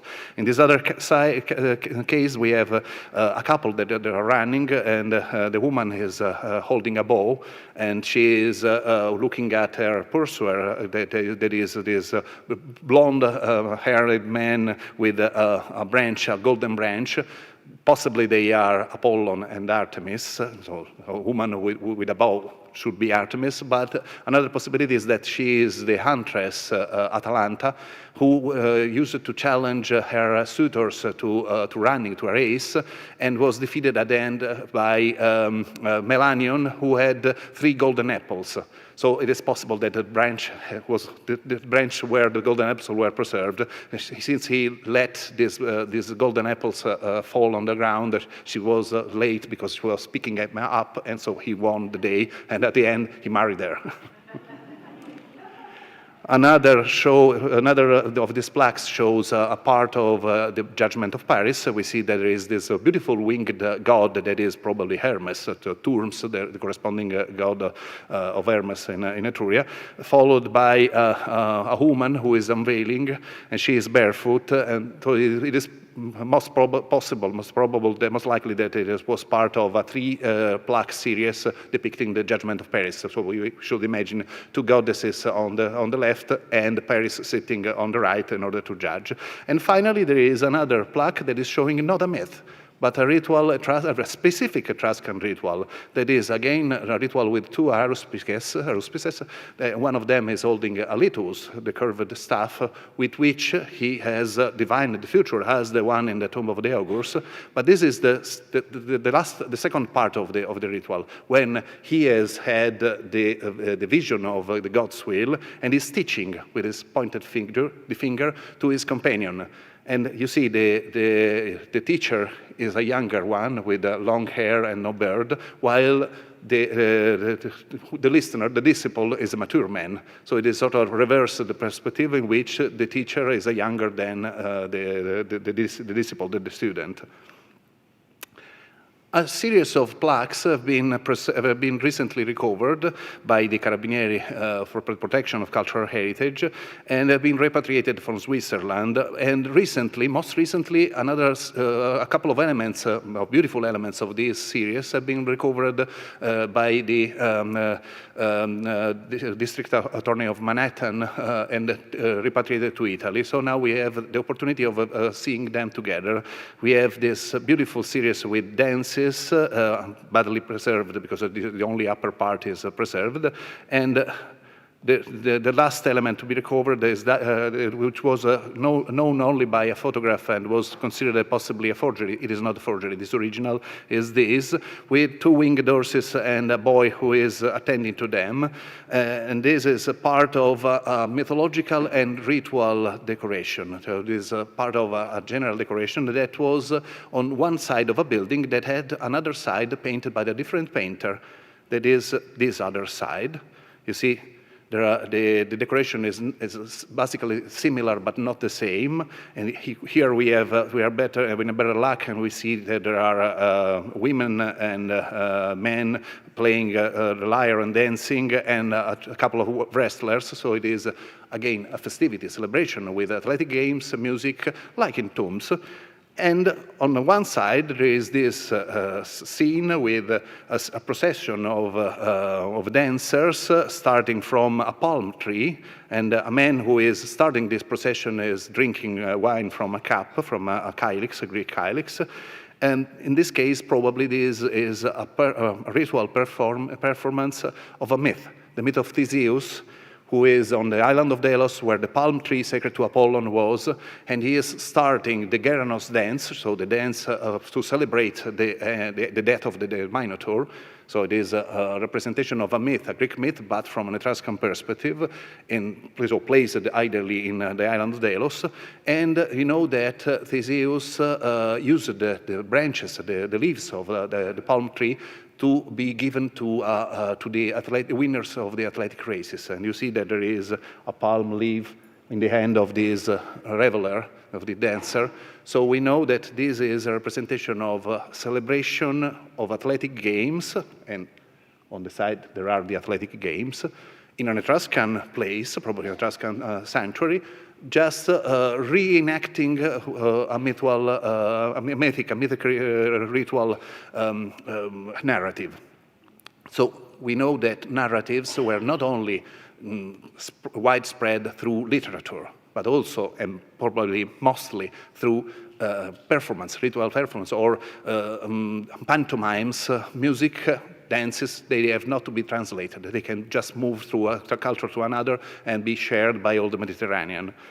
And here we come with the Etruscan Traveler that is in show at the exhibition here in San Francisco. The Etruscan Traveler has been repatriated thanks to the Rovati Foundation who purchased it and gave it back to the Italian state. It was on sale at Christie's in New York and then was repatriated. And after the restoration, you see it was badly damaged and black. But after the restoration, it is a wonderful portrait of a youth. But it has been found that there's some special features, peculiar features. You see that there is the hat, the petasus, that is the hat of a traveler, and he has a stick, a cane. So it is actually dressed as a traveler. But he has these red braids over brown curls. So he is wearing a wig. So very strange, a wig. Actually, this is dating from 500 BC, so probably the braids were out of fashion at that time. So he's wearing a wig as his grandfather, so he's dressed as an ancestor probably. And he has something under the arm, under the armpit, that was very strange. I couldn't understand what it was. Then at the end, I came across this representation of pipes. It's a part of an aulos, so it is a musical instrument. So this guy has a wig, is dressed as a traveler, but the hat is too little for him, and has this pipe under the arm. So he's a performer, he's an actor. an actor of a pantomime. So a ritual performance using music and acting, play acting. So probably this is one of the earliest representations of an actor in Italy, in ancient Italy, as old as this black figure amphora, which has the performers with their Greek names. Probably they were Greek performers traveling around and coming to Etruria to teach or to show these mythological performances. That's what we have seen in other plaques or even in tombs. So the Etruscan daily life was not only very well colored and polychrome, but also with a lot of sound, very, very musical. They were musical, and we know it from the sources, the literary sources. The Latin were fascinated by Etruscan music as well. So we have an idea of this other element of their society. Other elements have ritual subjects with altars, and we have already seen divination, or military subjects, but in this case we do not know if they are part of mythological narratives or actual daily life scenes. Let's move back to the tombs. Not only Tarquinia, but also Chiusi in this period of time, at the beginning of the 5th century, started using these Tarquinian painters to make a very restrict number of tombs. And they have the same features as Tarquinia, so we know that probably people from Tarquinia moved. Maybe people marrying, maybe the Tarquinian women marrying Clusian men of Chiusi, and then taking with them the painters and the craftsmen as well. The tomb of, going back to Tarquinia in the same period, the tomb of the Triclinium shows this beautiful scene where the banqueting scenes are always on the back wall, while all the rest of the tomb is decorated with beautiful musical and dancing scenes. These are another case in Tomb of Bettini, and we see women and men just having the symposium together because it is a family meeting in this case. In the tomb of the funerary bed, which is preserved at Villa Giulia, the Villa Giulia Museum, the gods themselves are taking part to the banqueting scene. In this lectisternium, that is a bed, a triclinium that is reserved to the gods, with two cushions and two hats that probably are alluding to the Dioscuri who are going to take the deceased to the afterlife, were just invited to the banqueting with all the other members of the family. Most recently, a new Etruscan painted tomb has been found, and this is something that probably you have not seen unless something has just been shown online, because it is under restoration currently, and so it has not been open again for the public. This tomb has been dedicated to Franco Adamo, the wonderful restorer who dedicated the last part of his life to this tomb, and now is restored, is going under restoration by the wife of Franco Adamo, Adele Cecchini, who is in love with the tomb because we dedicated that. I was, at the end of 2022, I was wondering what tomb to dedicate to the memory of Franco Adamo, and then this tomb popped out. The very week that I was thinking of that, this tomb popped out of the ground because of rain. There was a storm, and a hole in the ground just gave the possibility of going down to a tomb. It was an orientalizing tomb, but the bottom of the tomb was crashing down to another tomb, and this other tomb was this. It has been completely looted in the past that we do not know. There was nothing in it, but the elements had just fallen down from the upper tomb. They were earlier than the tomb itself. But what is wonderful is that the painting was not very perfectly preserved, as you see, but was very well preserved to be understood. And so we know that the tomb is dating from just slightly before the mid-5th century. And we have a scene of, on the left wall, a scene of music with two male dancers and two women around a pipe player. So the first one of the walls has been already restored, and this is what it looked like originally. So this richly dressed pipe player who is playing to an aulos, and the dancers are moving around. We can just figure out that they were circling around him, two women and two men. But what is most important is the other side that is badly preserved, and I look forward to the restoration of it, because on this other side there is a unique scene that has never been seen before in no Etruscan tombs. Here we have just the outline of the figures. It is a scene of a workshop of metallurgy. So they are hammering over an anvil in front of a high furnace, a kiln for the iron. So it is a metallurgic workshop, and they are all together. So there are four workmen. One is crouching and keeping with the tongs an object. We do not know what object is on the anvil, and the other are hammering. One is coming from the side to help them, and there is a man, a richly dressed man on the left, who is probably the deceased, and so we can figure out that probably this is the source of the wealth of this family that is depicted on a tomb, and is unique. This is something that has not been preserved in any other tomb like that, so it is a very exciting moment. I'm very happy that Franco Adamo has this tomb to be just celebrating his memory.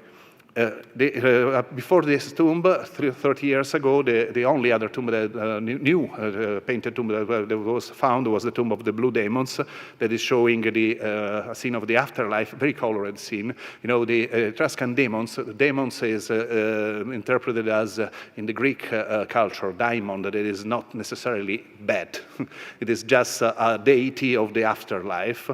And the demons have this blue skin because they are supposed to represent sort of dead bodies that become blue. So they are alien bodies, no more among the living.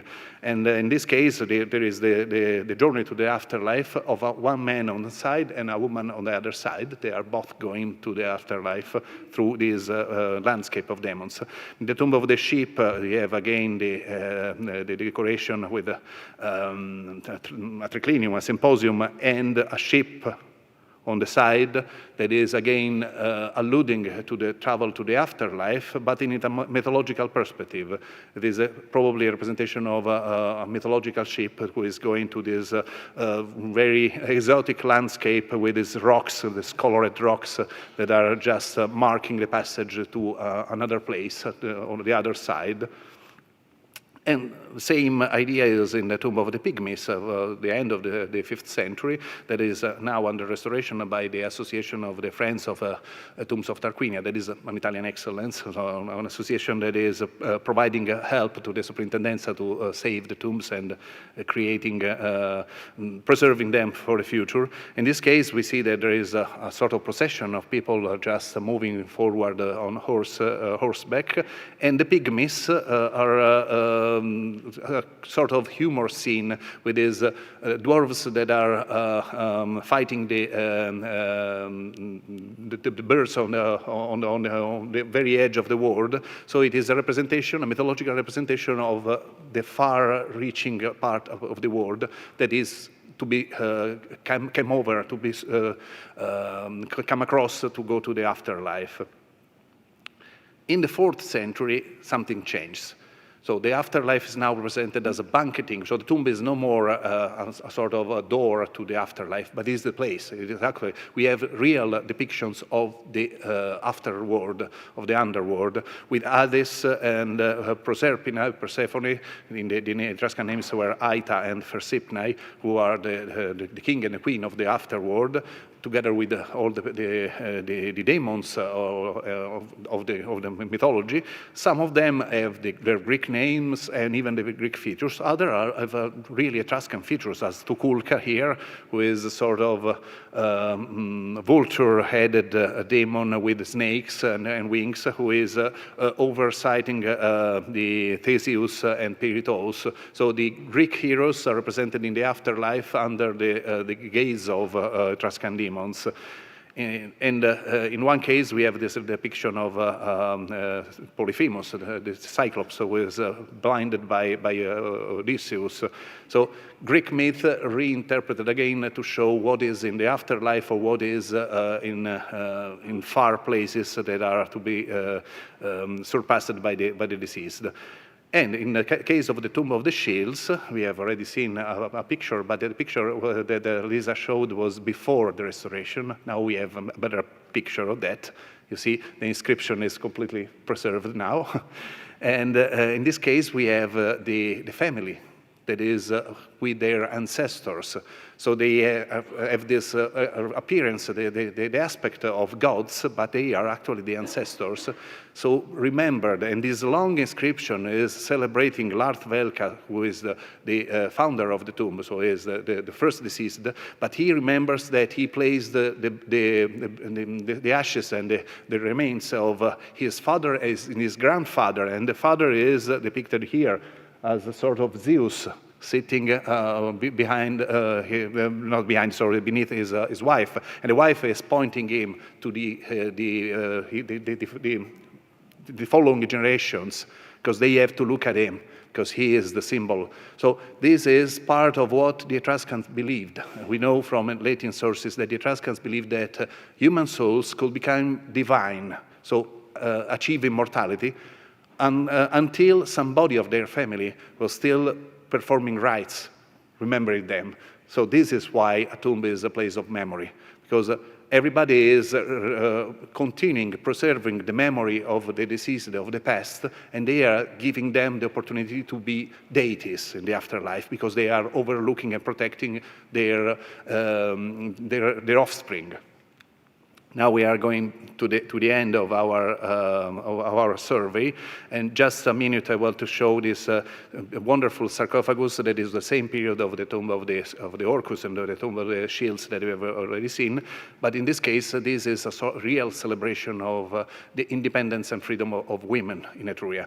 This sarcophagus is now preserved at the Museum of, sorry, is it? Okay.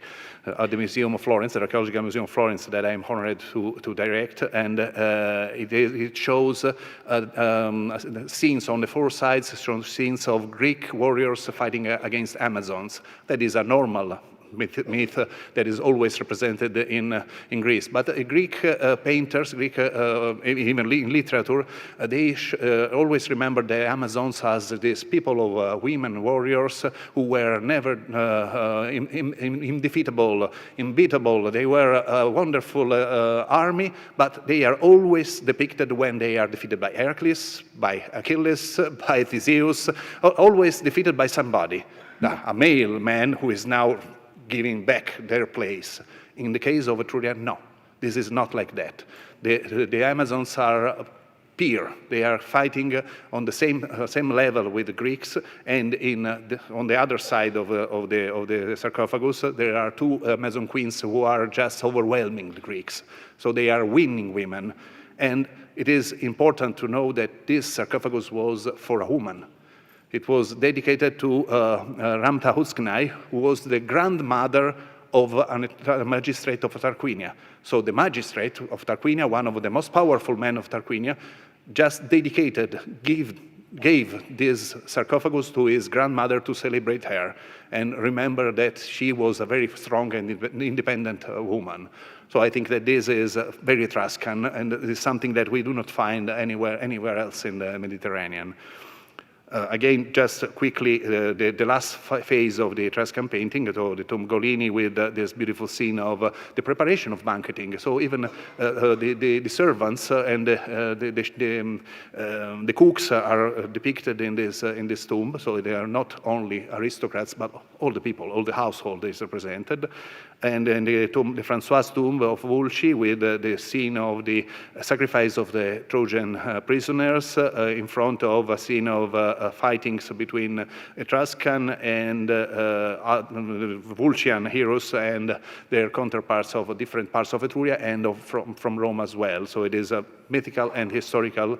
In this case, the Tomb Francois is going to be in show at Villa Giulia soon, so it is something to be look forward.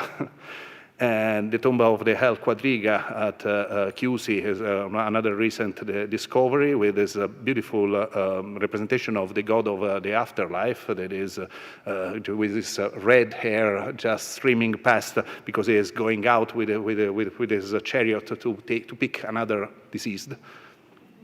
And this very intimate scene between the deceased and a boy who are sitting on the same on the triclinium. So it is a scene that is again showing affection. That is something that the Etruscans were masters of. The Tomb Giglioli is now of the very end of the 4th century with a depiction of heraldic symbols and weapons, and we have already seen the Anina tomb. In this final phase, we have only demons who are guarding the gate to the afterlife. Vanth, you see, the beautiful woman with the torch, and Karun, who is holding the hammer to stop, to keep closed the gate through the walls. Or we have the representations of the magistrates who are going to the afterlife with all their insignia, all their power in show. Or again, in this case, at last, the Tomb of Typhon showing a mythical element that is very reminiscent of Western Asian painting of the same period. So it is a moment in which the Etruscans are again sharing a part of the Mediterranean culture. Now, I stop because I think that I went too long forward.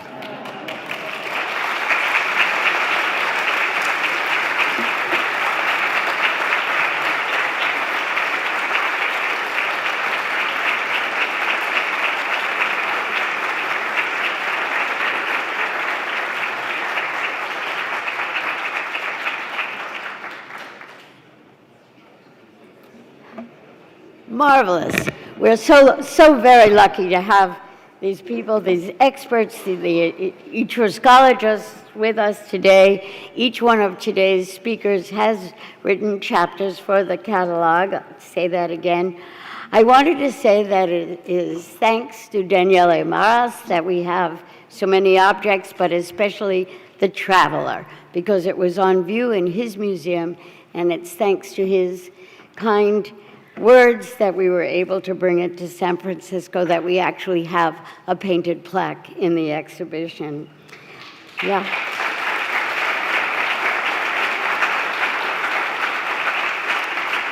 And I do recommend, you know, when you go to Florence, I mean, there are a lot of wonderful things in Florence, but you've got to go see the Archaeological Museum, really. So many treasures that you just can't imagine. And Daniele is making wonderful restoration to the museum, and it's a beautiful thing, and it's even going to be more superb when he finishes all of the work that will make it a grand museum. So we thank our speakers today, Elisa Pieraccini and Daniele Maras, for their wonderful talks. And I want you to make sure you come back again at 1:30 after you've had your lunch or a visit to the exhibition, because this afternoon we're having two more wonderful speakers, Alexandra Carpino and Greg Warden, who are going to just teach us so much more about the Etruscans and their art. So please do come back. Look forward to seeing you at 1:30. Thank you so much.